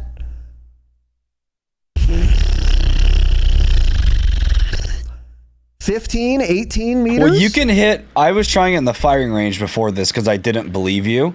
And you hit most shots on the furthest target in the firing range with a hipfire SMG. If you're doing that with any other hipfire SMG, you're probably hitting like literally maybe 10-15% of shots. I'm not kidding. I think my accuracy was like 50% on that furthest target. Because you barely see your reticle, your hipfire crosshair move at all. It does slightly move, but it virtually does not enough to probably even make a noticeable difference. So yeah, your starting hipfire spread stays the spread the whole time. It has to be bugged. I even took the barrel off, I took the stock off, and I tried some different things. I was like, oh, maybe it's the hipfire barrel's bugged. It's just something with the base gun. Yeah. So it is insane. It feels most similar to the Warzone 1, the OG hipfire MP7. The one where you could actually hipfire people from like 30 meters. That was way better because the SMGs had much better damage range back then. But it feels like that where it doesn't bloom hardly at all. Yeah.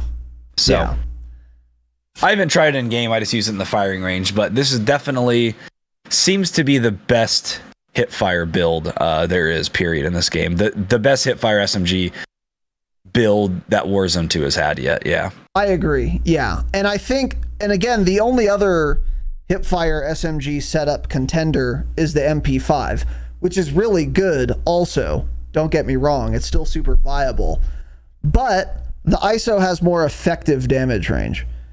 Now again, outside of 8 meters, your TTK slows down a lot, but with this gun outside of 8 meters, you're still not going to miss a single bullet in hipfire. And inside of 8 meters, you're getting the disgusting ISO TTK like the ADS builds have, except it's even easier to use because you don't have to aim, because aiming is cringe. So I would encourage all of you hipfire enjoyers, if you don't want to use a shotgun, try a hipfire ISO. It's fucking really fun and really gross and extremely effective. And this is another gun, like in a stairwell, I would love to have this. The only thing you're losing to in a stairwell is someone using an ADS ISO and hitting every single bullet upper chest. That's one thing you would lose to, because you're going to also hit every bullet, but they're not all going to be upper chest. So you would lose to that, but that's pretty fucking uncommon. And the other thing you would lose to is, of course, the KV broadside. But you're not winning with any SMG in that situation, so doesn't really matter. The downside of this build is that ADS is pretty slow for a hipfire build.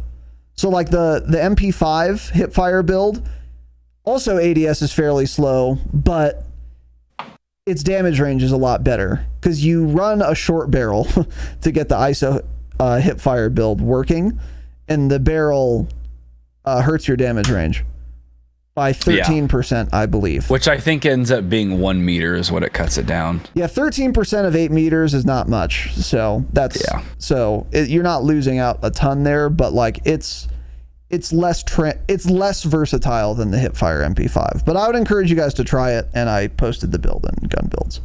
So yeah, it's 1.2 meters less is what it hits your damage range. Yeah. So yeah, give that a try though. It's really fucking fun, and it's super viable. Yeah, it's interesting. I'm excited to try that. Yeah, it's something very different for sure. Super different. Yeah. You were saying it feels like you're playing CS:GO.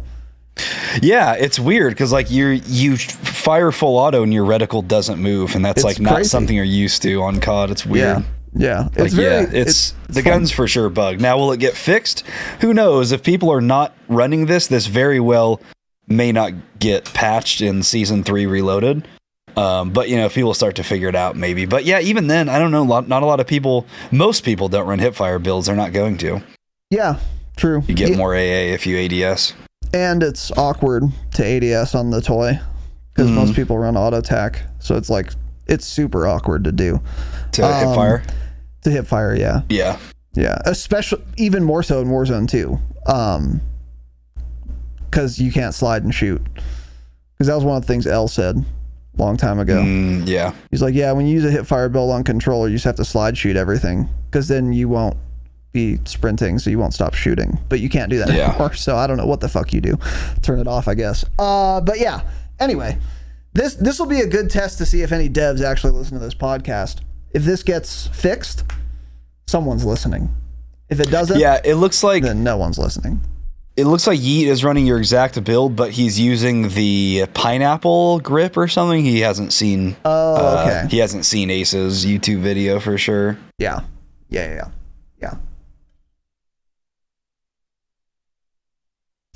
So anyway, something to look for. Yeah. And now, the moment you've all been waiting for, the long range meta. So I want to start this discussion with a quick caveat and then a quick note before we get into the details here. So this is going to be the most, impactful decision in terms of what you do with your loadout is your primary weapon, obviously. And we've saved the best for last. And we do have some hidden gems here likewise. So, quick caveat. My assessment on what guns are good on paper, my assessment of what guns are good and which guns are not good is based on two things. Number one is their chest shot only time to kill on someone with full health and full plates. Someone with 300 health. There is a feature on like True Game Data that shows combination shots time to kill. That would be better to use, but you have to pay for that. Not doing that. Maybe I should be, actually. I haven't like considered doing that, but we were left on red by True Game Data, so supporting him financially rubs me the wrong way. But maybe we'll do it anyway. Whatever. That was a joke, kind of. Ask me on behind the scenes. We can talk about it. So yeah, therefore the best benchmark outside of combo shots TTK is chest shot TTK, because that's where people aim their guns. If you're using a long range assault rifle, you're shooting someone 40 meters away. Where's everyone want to aim? Center mass, chest. So I think chest shot TTK is the best barometer of actual TTK in game. Yeah. So we've looked at some multipliers. We looked at some headshot multipliers, some limb damage multipliers, but that's not what I'm basing my assessment on when it comes to what's good on paper. And then number two, what I'm basing my assessment on is having actually used all the guns. So every gun I'm going to talk about, we're going to talk about, I've used. So, you know, it's possible. Again, the MG34 is the perfect example. If you just looked at it on paper in Warzone 1, you would say, oh, this is the best gun in the game. But it's not, because it reloads in 45 minutes and the recoil's quite literally uncontrollable. So that gun wasn't actually good. So I made sure to like also try all of them. And I had some little surprises. And now, before we get into it, one more note. JGod recently made a YouTube video talking about the long range meta in Warzone. Now, he wasn't talking Vondel specifically. He was talking Warzone 2 in general. I don't know if he said he was referring primarily to Moz, although that was the impression I got based on his recommendations. And I want to say this. Oh, but Raz, JGod said that gun is bad. JGod's a fucking idiot, I guess, because I watched the video. Tanner watched the video. I've used the guns. Tanner's used the guns. I've looked at the stats. Tanner's looked at the stats. And some of the things he said that were good are not that good, or that he said were not that good, are fucking insane. And I don't know what data he was looking at. So before you tell me, oh, well, JGod said that wasn't good, so you must be wrong. Hey, go look at the data yourselves. We'll explain it now. Go use the guns yourselves, and you tell me what you think. Because I think JGod got a lot of these things wrong. And there are times, rarely, but there are times where you can find something that is viable and solid and good that is not yet popular. It's very rare that this happens, and I usually yell at people for doing this. Oh, I found the secret meta. No, you didn't. Shut up. But in this case, I think there are some examples where that's actually true. And that might mostly be because we're talking about Vondel, because as far as the Moz meta goes, I think everyone pretty much has it correct. But we'll get into that. So, again, there's the caveat. Hey, JGod said it's not good. Hey, hear our argument. Use the guns yourselves. You tell us what you think. Because, you know, content creators aren't perfect. And fuck JGod. So anyway, there are a ton of viable long-range options. That is absolutely true. I would say there are probably like 5 to 7 guns, and you could use any one of them and you're going to be like chilling. And they're good at different things for different reasons. But we're going to get into those now. What are you rocking long range? Yeah, so definitely the most popular gun, and the one that I've been using the most for sure, is just the Lockman 5.56. It's a fast TTK for the amount of recoil it has. Like, the same or maybe even less recoil than the Hemlock, and it kills like way faster than a gun like that. Extremely easy to use, for sure, without a doubt. I think all around for most people, it is the best long-range gun to use in Warzone because it's easy to use, so the lesser skilled players can still hit shots at range, and good players can mix in a lot of headshots with it, which does a little bit more damage. It doesn't have a ton of headshot damage. Most of the guns don't in this game anymore. They've nerfed them so hard, but does some headshot damage, and with that fire rate, you know, you can increase that time to kill. So that's what I've been on mostly lately. It feels good at like all ranges. I have my build posted in Warzone builds. I actually just changed it a little bit. But yeah, it's fun, easy to use. That's what I've been running. I've been running that for last 3 days or so, pretty much full time. Yeah, I've been experimenting with a lot, but that's what I'm currently on. I think I like that overall the best. Yeah, the Lockman 5.56 is very good. For those of you who have a good memory, by the way, what was the very first gun I said is really fucking strong when Season 4 came out? Lockman 5.56, and then everyone caught up. So just one thing to keep in mind. I'm the real Galaxy Brain meta gunsmith guru, or whatever the fuck the title is. So keep that in mind, number one. Number two, yeah, Lockman 5.56 is really popular for a reason. It's really good.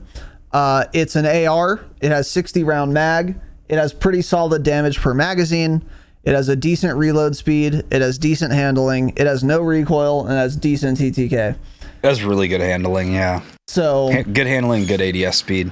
yeah, you really can't go wrong. And if you just want a gun that works and you don't want to think about it too much and you don't care too much, just use a Lockman 5.56 for sure. And you're chilling. Agreed. Like, it's solid as fuck. Another little contender, and I guess this was sparked by True Game Data talking about it, is the M13. And it is very comparable to a Lockman 5.56. So if we look here at the screen, right now I'm on True Game Data's website. I'm using the little TTK comparison tool. For time to kill with 300 health, which means full plates and full health in Warzone, bullet travel time and open bolt delay are included in the TTK. And I'm comparing the Lockman 5.56 to the M13 for chest shots. Again, this is what I've been using. So we're not totally ignoring headshot multipliers. I've been looking at them, but most of the time it's actually not that relevant anyway. So M13 is also a very attractive option compared to the Lockman 5.56. I would say these are the only two ARs that you should ever be looking at for Vondel, and probably also for even Maz and Ashika in terms of specifically assault rifles. I don't think there's another good option for ARs specifically. So Lockman 5.56 is going to be better long range, 33 meters to 55 meters. The Lockman 5.56 kills either slightly faster or a lot faster than the M13, between 38 and 44 meters. That's why the Lockman is the most popular gun, because most gunfights with your AR take place here, between 33 and 56 meters. That makes sense. However, up to 33 meters, the M13 does kill faster than the Lockman 5.56 by about 100 to 120 milliseconds, which is pretty solid. It's a pretty big difference. So if you find yourself using your AR and shooting at adjacent rooftops very often, for example, that's a 20-25 meter gunfight, you should probably be using an M13 instead, because it's killing faster. And in addition, M13 has way better handling than a Lockman 5.56. And it's not dog shit outside of 33 meters either. It's quite solid outside of 33 meters in terms of TTK. But an additional advantage is, again, it kills faster up to 33 meters than a Lockman. And its handling is, let me be clear again, significantly better than a Lockman 5.56. It also has very little recoil, but its like ADS time is faster. Its strafe speed's faster. I don't know about its reload, but I assume its reload is faster as well. And its sprint to fire is a lot faster too. So if you get caught with your pants down, or if you get in a heads up gunfight, you're going to be really happy you have an M13 over a Lockman. But overall, I do think the Lockman's better, because you're going to be shooting between 33 and 56 meters most of the time with your long range gun, especially on Vondel, even, I would argue. But it's between these two ARs for sure. You've used the M13. What were your thoughts on it? I don't like it at all. Yeah. Like? There are a lot of guns that are fine on paper, but then you just don't like, and this is one of them. It feels terrible. I don't know what it is. Feels like it does like no damage past super close range. I think it's just because it has more recoil than a Lockman 5.56. So like when the time to kills are that close, I don't think there's a reason to run it at all. Like a difference of a theoretical, like you said, 120 millisecond time to kill. You're not missing any of those shots with the Lockman 5.56, even if you're average. Like, it's just so easy to use, and you're going to miss a lot of those with the M13. And the biggest downside of the M13, it has miserable damage per mag, I'm pretty sure. Let me see. Like damage per mag, it's like 1500 compared to the Lockman is like 1750. So you're getting more damage per mag. You have to reload all the time, it feels like, with the M13. I don't know, it's just not a good feeling gun, I don't think. And the Lockman 5.56, I actually think, has really good mobility. It's just everyone still continues to build horrible guns in this game. I was watching, or not watching, I was watching after. So we went up against 5x5, who is the female streamer who was permabanned for cheating in the game. I don't know if she was actually cheating, but she was permanently banned, and that account is permanently banned to this day. But we got up against her and a couple other girls in a match of Resurgence. And then after, I was like, because I saw the name, I was like, I wonder if that's the real 5x5. Then I saw she was like a high rank. She had like 20 kills. I'm like, yeah, it probably is. Probably is that cheater. So I went to her stream. She had the fucking worst Lockman build I've ever seen. We did wipe She that has team, a long barrel and a suppressor on Vondel. I'm not kidding. The gun had like an 800 millisecond ADS time. I'm just like, what are you people doing? How do you not know how to build guns? So the Lockman I'm using, the one I have pinned, is extremely fast. It ADSs really quickly. It feels excellent. It's got great mobility. It still has no recoil. Hey, you don't need recoil attachments on guns that don't have recoil. Stop running barrels. Stop running suppressors for an extra 40 bullet velocity to kill your ADS speed by 150 milliseconds. You don't need it, especially not on Vondel, especially not on Ashika. Use true game data, use sim.gg. Stop listening to builds you see on YouTube, because so many of them are fucking terrible. Sure, like this gun has better recoil control theoretically for 350 milliseconds slower ADS. Yeah. And a half a percentage better recoil control. It's ridiculous. Yeah. So, like, Lockman I use is very, very quick, actually. Great mobility. This is very low recoil. But I don't know. I don't like how the M13 feels at all. I tried to make it work because Jake said it was really good. But Jake finds a gun, says it's the best gun ever, uses it for 6 hours, and realizes he hates it and moves on. And I think it was one of those. So I was like, oh, okay, I'll try it. He's really liking it. I don't like how it feels at all. I can't really explain it. I just don't personally like how it feels. Yeah, it's interesting. Got a shit recoil pattern, in my opinion. Yeah. The one thing you said is like you're not missing it all with a Lockman, and you might miss with an M13, so the 120 millisecond TTK difference won't matter, because that means you're missing one more bullet or whatever. Where the M13 is faster is inside of 33 meters. I don't think anyone's missing a bullet inside of 33 meters. So I would still argue... but there's so many head glitches and stuff. That's what I'm thinking. So if true. somebody's on a head glitch on point. a roof, you're missing a lot of shots. That's true. Yeah, that's a good point. That's a good point. Like I said, overall, I would run a Lockman anyway, for sure. Yeah. But, I mean, try it. Maybe you like the M13, but... Yeah. Like, if you are... So, for example, let's say you're in the street getting your loadout, and someone else is getting their loadout or has it on the street 25 meters from you, and you're just in a heads-up gunfight, that's where an M13 is going to be better. But is that worth it for all the other weaknesses compared to a Lockman? Probably not. That's what I would say. So, yeah, I'm kind of with you. I'm a Lockman gamer. And by the way, what Tanner does, which a lot of people do, is they don't run a barrel at all, and they instead run high-velocity ammo type for their long-range guns. So they're getting better bullet velocity than running a barrel would. And they're also not incurring the huge ADS penalty that a long barrel incurs. Yeah, you don't need it generally.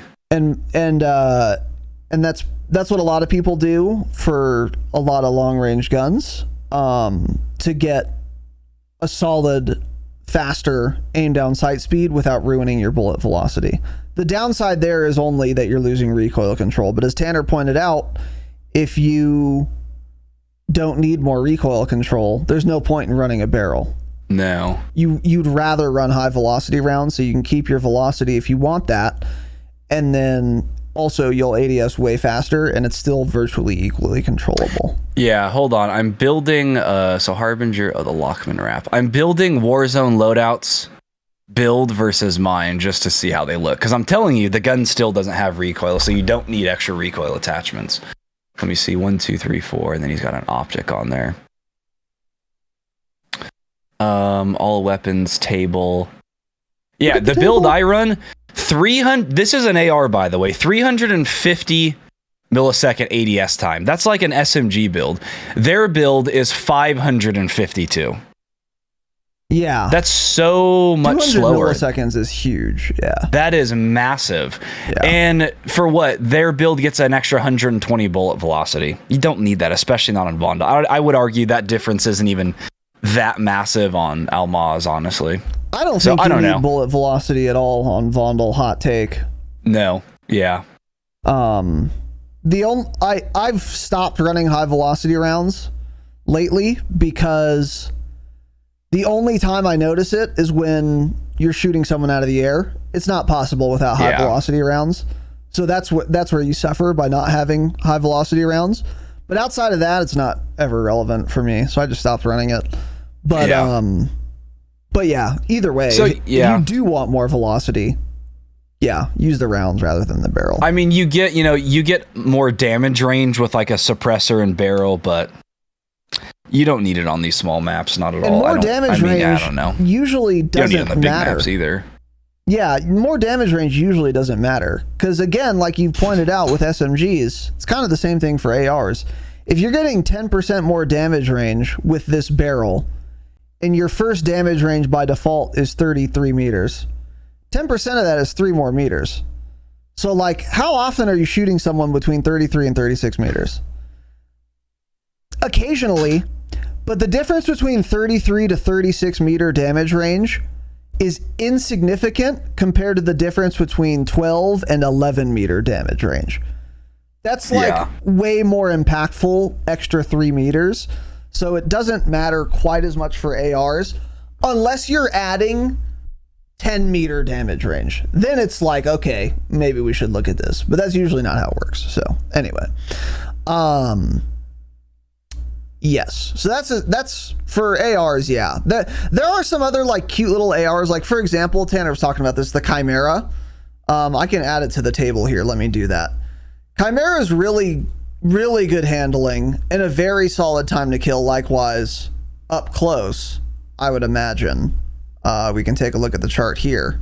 Yeah, so the Chimera kills faster than M13 or Lockman 5.56 up to 23 meters. But past 23 meters, it's now slower than your other options. And then outside of 45 meters, it's miserable. So while the Chimera can be really good, I don't think it's worth running on Vondel, because if I'm in a gunfight inside of 23 meters, I'm probably not using my AR anyway.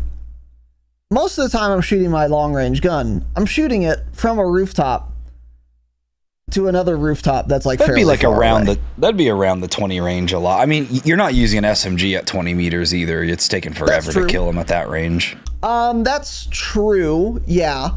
But I'm saying I'm not usually in gunfights at 20 meters, period. They're usually either farther than that or closer than that. But you are right, actually, and maybe I should try the Chimera. For those adjacent rooftop to rooftop gunfights where you're shooting at the next building, I would actually rather have a Chimera than anything else. Maybe it is worth running. It's difficult to control. I don't know if you've ran one recently, but they're difficult to control. I've never tried like a long range setup, no. Okay, yeah, I've tried just like the standard sniper support ones on Vondel that I've set up. They're not really usable. They're really good up close. It's like an SMG time to kill up close. It's super good for that. Just an SMG with a little bit longer damage range. But yeah, they're hard to use. You can't use them long range at all. So then it like puts you in a weird spot. It's like, do I run 2 ARs then? You either run 2 ARs or you run that as your close range gun and then you run like a sniper or something. That's a good build for Vondel if you want to snipe.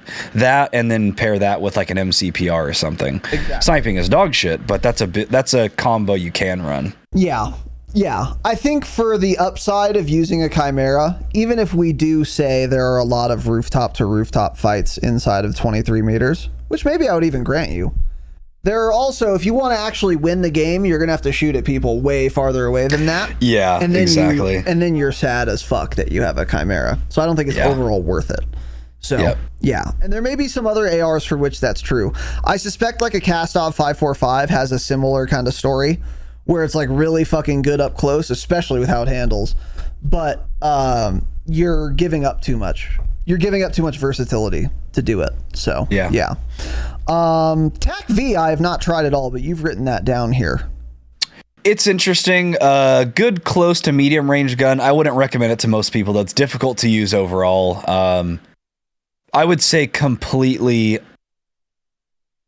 uncontrollable, not controllable at all at long range. It bounces around a lot. If you thought the meta Cronin was too hard to control, you could never use Attack V. So it's something fun. It's different to use. I used it for a couple days, but pretty good on paper. Actually, yeah. How does it stack up? Do you have it pulled up there? I pulled it up, yeah. How does it stack up? Got a long damage range. Chimera still kills faster inside of 23 meters. Yeah. But the Attack V kills faster than everything else inside of that range. And the Attack V's first damage range is 31 meters, where it does kill faster than all three, the Lockman, the M13, and the Chimera. So and then it still kills the fastest at range then, right? But it's just, you can't control it. But if the recoil is too much, then it wouldn't really matter very much, Yeah. So it's fun to mix it up and use it. If anything, it'd be a better gun.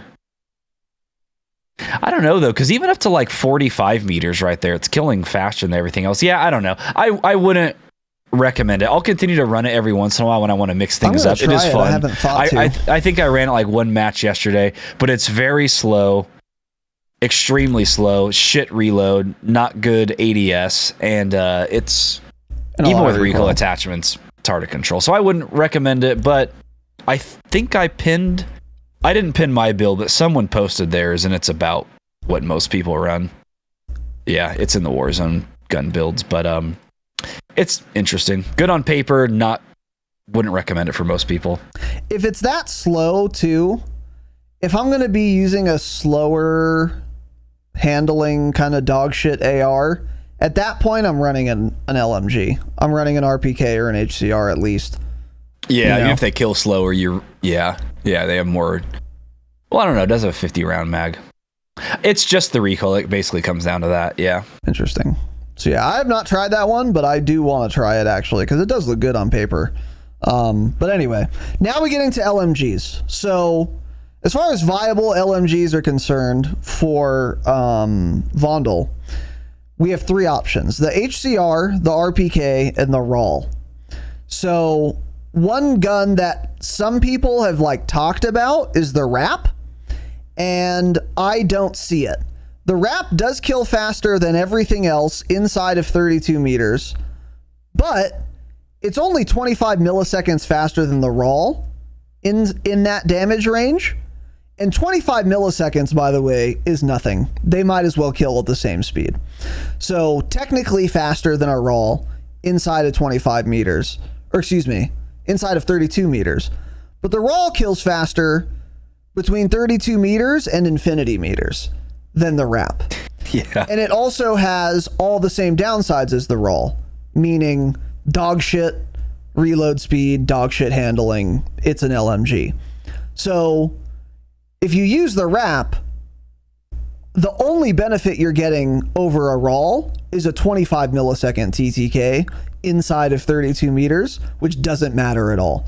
And you're sacrificing massively your time to kill outside of 25 meters, which is most of the time where you're using an LMG. I'm scared if I'm using an LMG inside of 25 meters. I'm probably dead. That's too close. It takes me too long to aim this thing down sight. I need to mount it up. I need to unfold the legs on my bipod. I don't have time to be fighting someone inside 25 meters with an LMG. So that just doesn't, or 32. So that just doesn't matter, really. So yeah, the RAP, I think you can dispense with that gun out of hand. It does have zero. I think the biggest upside there, it has like no recoil, and its irons are so good that a lot of people actually run an iron sight build with this. That's super interesting. The irons it's are very good. Easy to hit your shots. I would just it never use doesn't move it. a whole lot. Yeah. Yeah. That is interesting though. The iron sights. Yeah. It's something goofy, but yeah. Yeah, that ground loot wrap is a great ground loot gun to grab. 75 rounds, iron sights, really easy to control. You beam people. But yeah, I don't think I would ever build one and run one personally. Yeah, I did. And it felt pretty good. I'm not saying the RAP is bad. I'm just saying if I'm going to use an LMG, I might as well use the RAL. That's why I would not recommend the RAP ever. If you want to run the RAP, you should just run the RAL instead because it's better at everything. except it does have a little more recoil. But It has a lot more recoil, yeah. We'll get into it. I wouldn't say a little. Next is the RPK. So yeah, this is what made me blood red mad, as Christopher D'Elia would say. This made me furious in JGod's video. He was like, oh yeah, the RPK is dog shit or something. He like massively undersold it. And I simply don't understand why he thinks that. So let's make a little chart here. We're going to do this together, okay? So let me delete all these guns except the meta ARs. Let's add the wrap, which we were just talking about, and the RPK. Okay, great. Now let's scroll down here. TTK, 300 milliseconds, chest shots only, including open bolt delay. So that's factored into the time to kill. So the wrap, again, 33 meters, kills way faster than everything else. But it's an LMG, dog shit mobility, dog shit reload speed. RPK, what's its first damage range? Hold on, let me scroll. Oh, it's 52 meters. The RPK's first damage range is out to 52 meters. So you have virtually the same damage range in every single gunfight you're in. That's really good. Also, its time to kill is better than the M13 and the Lockman 5.56 by 150 milliseconds between 33 meters and 52 meters, which is where the majority of your gunfights are taking place. And unlike other LMGs, the RPK has a box magazine, 75 rounds by default, and it actually reloads faster than the Lockman 5.56. And it's 75 bullets, by the way. So that's two good things about it. Number one, fast reload, so you don't have to worry about the SMG dogshit reload. That's not a penalty the RPK has that the RAP or the RAL, for example, do have. Fast reload. Number two, free attachment slot. If I have 75 rounds by default, now I've freed up an attachment slot. Unlike the M13, I don't have to run extended mags. I can run something else. Get a little extra sprint to fire, or that would be dumb. Get a little extra aim down sight speed, get a little extra recoil control, whatever you want. That's two benefits of it. So I don't understand at all why JGod was saying the RPK is not very good, because I don't understand it at all. And I've used it quite a bit. It has a box mag. It's slower handling than an AR, but it's faster handling than a standard SMG or LMG by a pretty fair margin. And the biggest downside of running an LMG is the reload speed, which you don't have to deal with on RPK, which I really, really fucking like about it. And you notice that first damage range and how you're beating people often if they're using ARs in most long range gunfights. Yeah, you can just hold down that trigger too. And you have 75 rounds, exactly, yeah. So it's really, really, really, really fucking solid. The biggest weakness I would say the RPK has is it has a decent amount of recoil. But again, you get a free attachment slot because of the magazine. So you can have an extra recoil attachment on this gun that you can't afford to put on a TAC V or an M13 or what have you. So the recoil, if you build it correctly, is super manageable. And then you're also getting a faster TTK most of the time. By far most of the time. You're getting the same reload speed as an AR. And the only downside really is some handling. And it's going to ADS a little bit slower. But again, when I'm, especially on Vondel, I'm on a rooftop, I don't care too much about aiming down sight quickly. It's a really fucking solid gun. I don't know why more people aren't using it. I think they're scared to, because it's been nerfed so many times, because it used to be meta, that people just assume out of hand that it must be dog shit since it's been nerfed 8 times. Or people are just sick of using it, yeah. Or people are sick of using it. But don't forget, has it been nerfed a bunch? Yes, but it hasn't been nerfed since they increased the health total, and that changes times to kill. And this is a really, really, really fucking solid option, and I've used it a lot. I would strongly encourage you guys to try it out. Yeah. And, which you have not done yet, I don't think.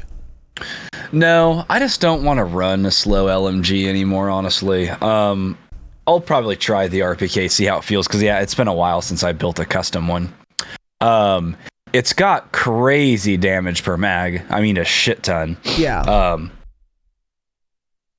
Little sneeze there. I mean, damage per mag, you're talking 2,700 damage compared to a Lockman, which is 1,700. So an extra 1,000 damage per mag. That's a lot of firepower you can put out on a team on another roof without ever having to reload.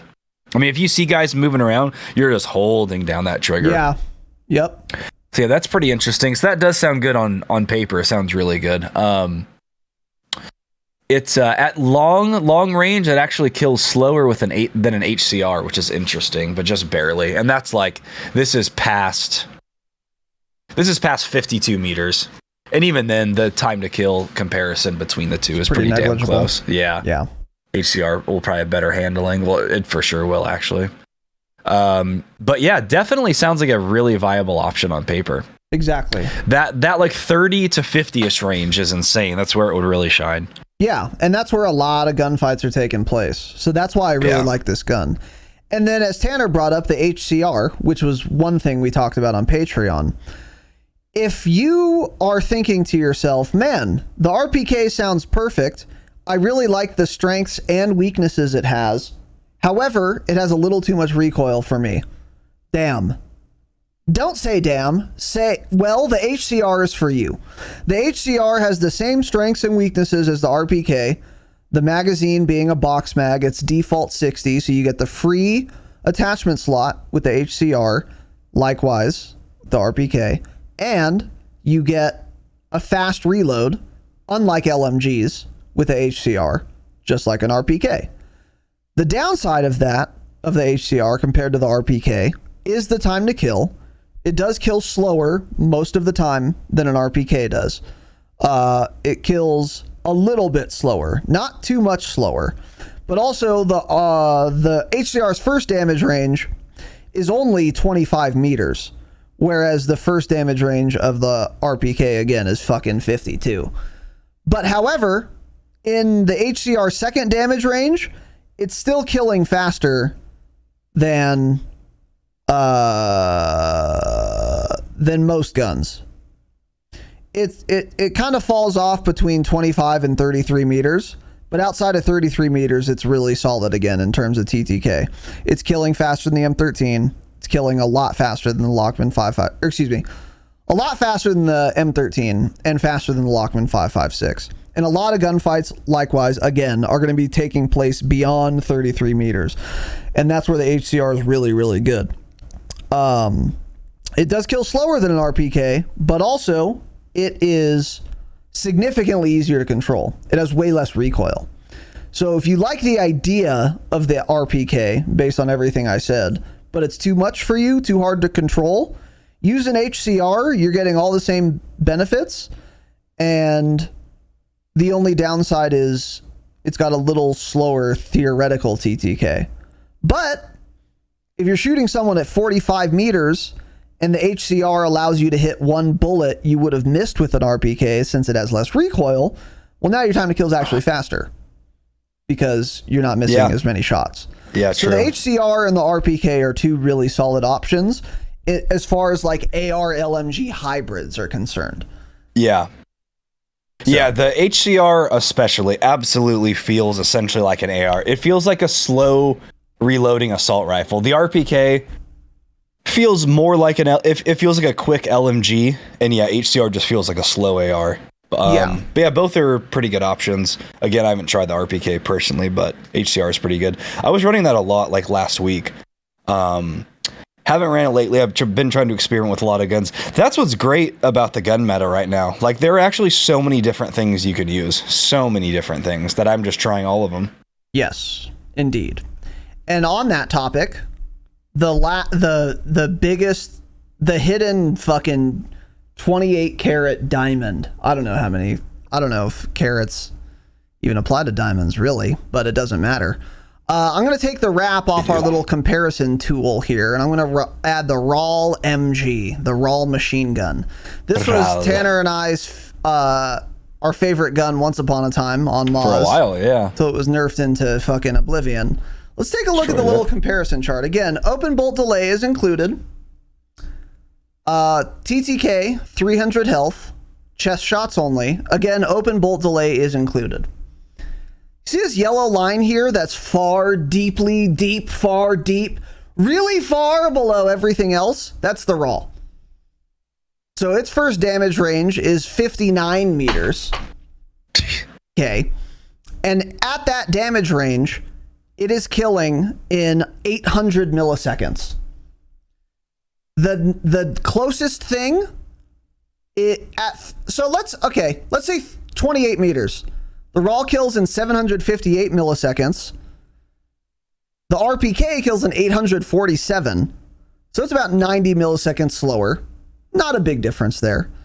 M13, 836. Lockman, 556, 878. So you're still killing faster inside at 28 meters. And at every single damage range, by the way. Every single damage range you're killing faster. But not too much faster than an AR. But what if we went to like 35 meters? Raw kills in 768 milliseconds. Lockman 556, the fan favorite, 973 milliseconds. Oh, okay. Well, that's 200 milliseconds faster.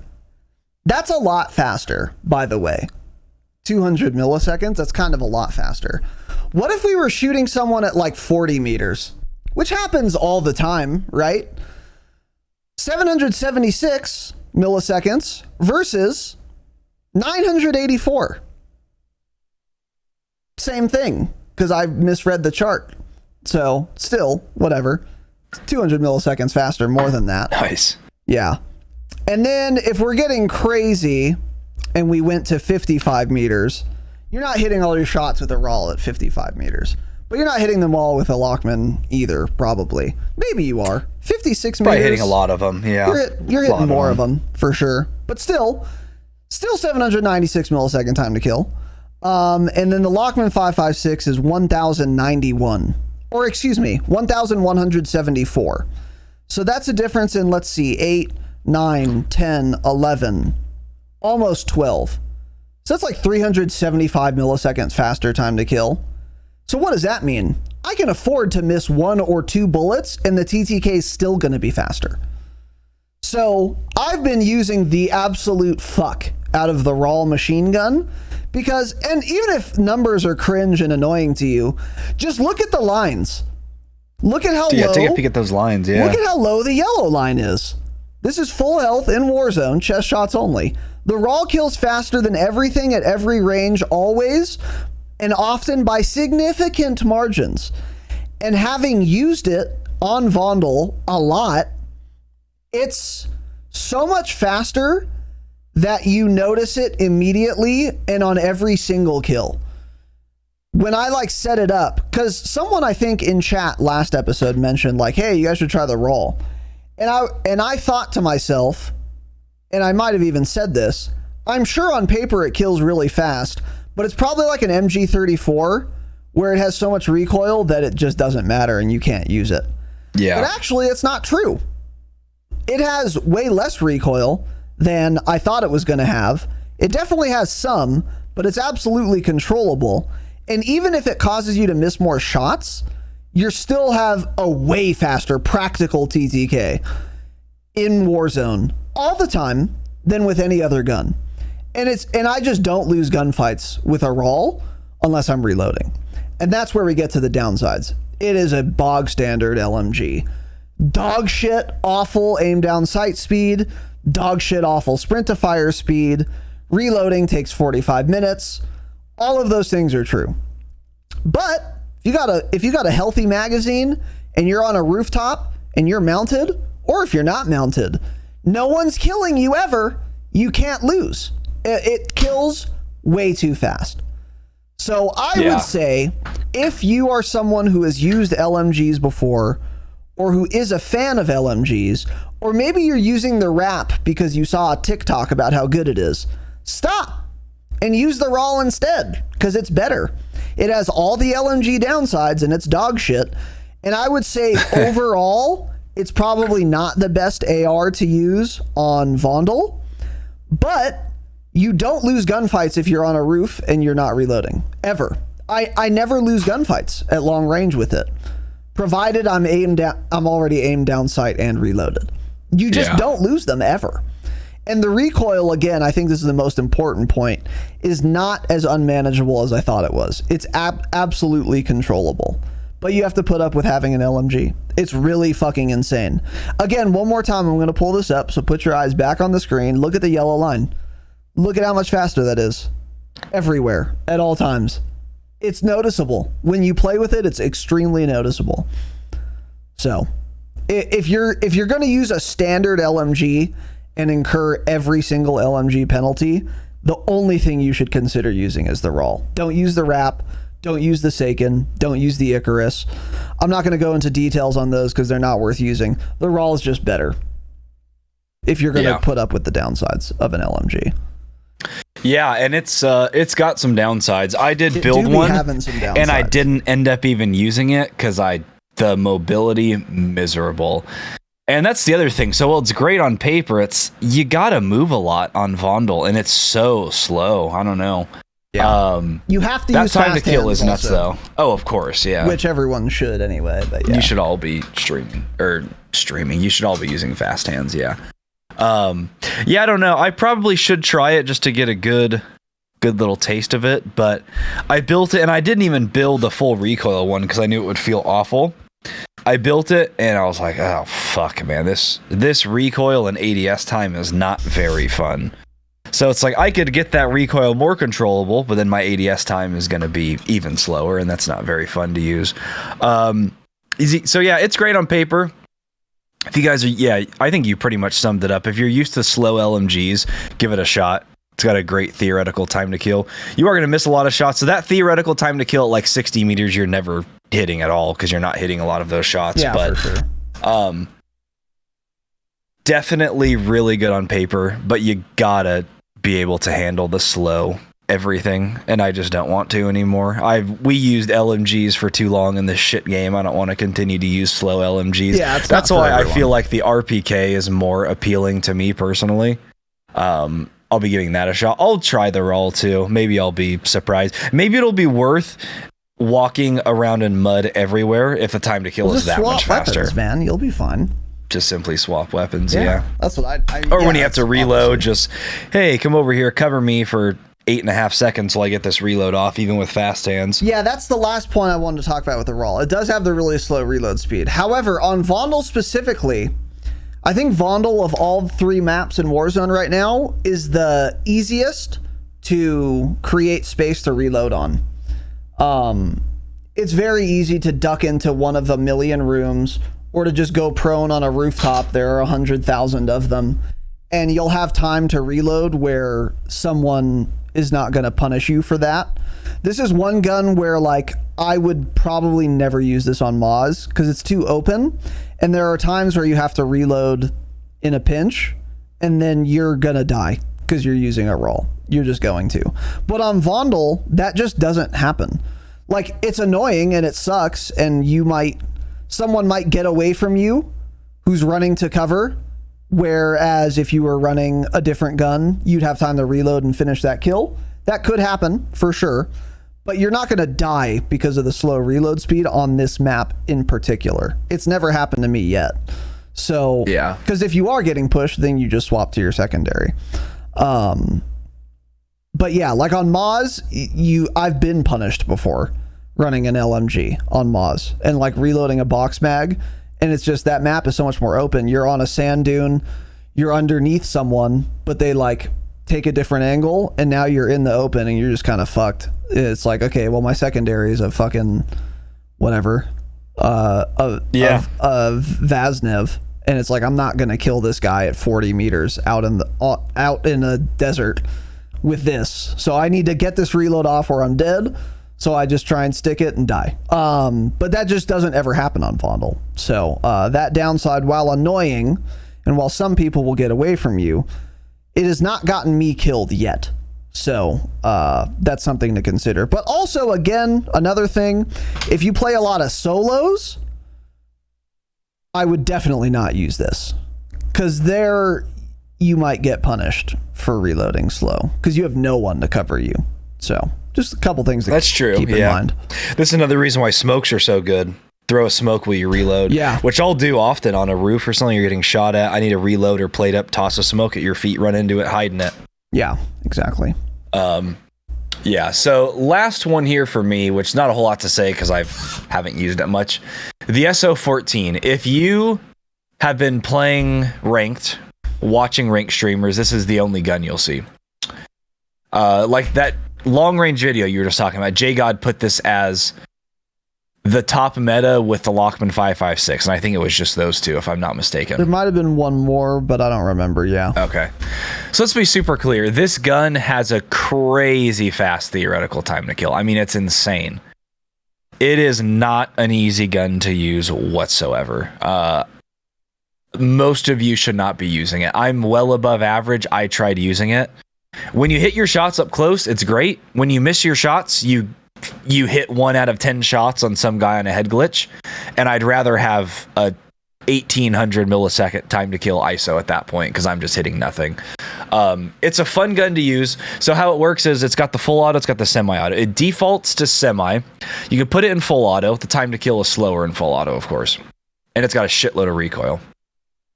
But single fire, the theoretical time to kill is insane. You're not going to hit a lot of the shots since you have to worry about tracking, you have to worry about clicking. It's not easy to use semi-auto guns like this. But some of you may be able to do really well with it. But those of you that are going to be good with this probably already know about the SO14 and may already be using it. Like Jake's been using it quite a bit. Jake's well above average. He's a really good player. Off of it lately. Really? Okay, yeah. He was using it for a few days, and I would be on a rooftop next to him, and I would just hear that thing barking off, and I'd look at the kill feed and just see him get like 2 or 3 downs in like 15 shots, and I'm like, Jesus fucking Christ. Yeah. Like you were talking about how fast the RAL theoretical time to kill is. This is even faster than the RAL at a lot of ranges. But you know, semi-auto, very difficult to use. So yeah, I wouldn't recommend it to most of you, but if you want to give it a shot, it's something different. It shines close range. You'll get really fast kills close range. Exactly. Yes. And that's where you think the opposite. We've talked about this before in Warzone. You think the opposite with semi-auto guns in general. Like, oh, these are going to be better at longer range. But they often end up being the best at closer range when the gun is single fire. Because the time to kill is usually insane. And it's easy enough to control at those ranges where you're going to hit every single shot and take advantage of that and mix in a headshot and make the time to kill even faster. Because if you like at 15 meters, if you're using the SO and you like mix in a headshot or two, it's definitely a sub 500 millisecond time to kill. You're getting close to like 425, 450, and that's faster than an ISO, which is the broken SMG at 600 milliseconds. So it can be really, really good. Ultimately, I don't think it's a gun worth using for most people. Very high skill weapon, but if you can control it, you should probably be running that gun because it's fucking nuts. Yeah, I agree. So I tried using the SO14 with my SZ Holotherm, which I recommend everyone uses on Vondel. You're going to get laughed at. People are going to get mad at you for using an attachment that's banned in ranked Warzone. It's a miserable optic, yeah. That is one of the benefits because you get great death comms. Oh, you fucking holo using, or thermal using pussy, blah, blah, blah. Fantastic. And one of the things that optic does also that I really like, in addition to seeing through smokes, is it zooms a little bit. I tried using an SO14 with this optic. That was a mistake. Just unusable. Yeah. Completely unusable. It has too much recoil for a semi-auto gun to use anything except for a red dot that does not have any zoom. And therefore, like Tanner said, it's really best up close, like fairly close, where the target is taking up enough of your screen such that all that recoil puts your reticle still on the target. And that's where you're just deleting people and no one has a chance. So like in that scenario where I was talking about the Chimera, where, oh, you'd rather have a Chimera if you like pick up your loadout and you're on the street and there's another guy on the street 25 meters from you. You'd rather have a Chimera than a M13. That's true. You'd also rather have an SO14 than any other gun in the game.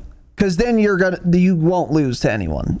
In that scenario where you're on flat ground, no cover, no head glitch, heads up gunfight, you win everything, and you're not going to miss shots in that scenario. But on Vondel, doesn't happen that often. SO14 is still viable, can be really good. In those rooftop to rooftop gunfights, there are certain scenarios where it's really solid because they're close enough to where you're not going to miss that many shots, but they also will have partial cover, so it's going to be harder to hit all those shots too. So you're probably going to end up missing one or two, but the time to kill is so fast that you're still going to be killing faster than most ARs, even if you miss more bullets than you otherwise would. So it's really solid, but if you use any zoom optic, you can't use it. And you're also just completely giving up on anything outside of 40 meters. You're losing to every other gun in the game in a gunfight because you're just going to miss too many bullets. And there are also plenty of times where you're on a rooftop and someone's coming into zone and you're trying to kill them before they can get inside the building. With an SO14, you're just not going to do it. Whereas if you have pretty much anything that fires bullets fully automatically, you will get that kill. So you're sacrificing a ton of versatility for an extremely strong gun up close. But likewise, like Tanner said also, there are a lot of head glitches on this map. And if you hit everything with an SO14 and they're head glitched, they're giga dead. But you're usually not going to. Yeah. So, overall, I agree with your assessment. I would not recommend most people use the SO14. But if you're curious, you should try it for a couple games and see how well you do. You'll quickly realize if it's too much recoil for you or not. Yeah, you'll be in those long-range engagements and you realize, I just missed 3 shots in a row. My time to kill is already so much slower than most other ARs and LMGs that are much easier to use. So yeah, I don't think ultimately it's worth it. Like you see the guys in ranked running it because they're top 250. They're top 250 for a reason. They're also all team shooting, so they all have one. So really they have to hit 1 or 2 shots on a moving target instead of 5 or 6 because there's 3 people shooting at one guy. So yeah, wouldn't recommend it, but just wanted to point that out because I'm sure someone will bring that up, how it's good. Yeah. So there you go. So, all right, boys and girls, that's it. Hope you enjoyed. If you want to see specific attachments and stuff, like I said, go to the Discord. In the Warzone category, there's a gun builds channel. If you look at the pinned messages, you can see our builds.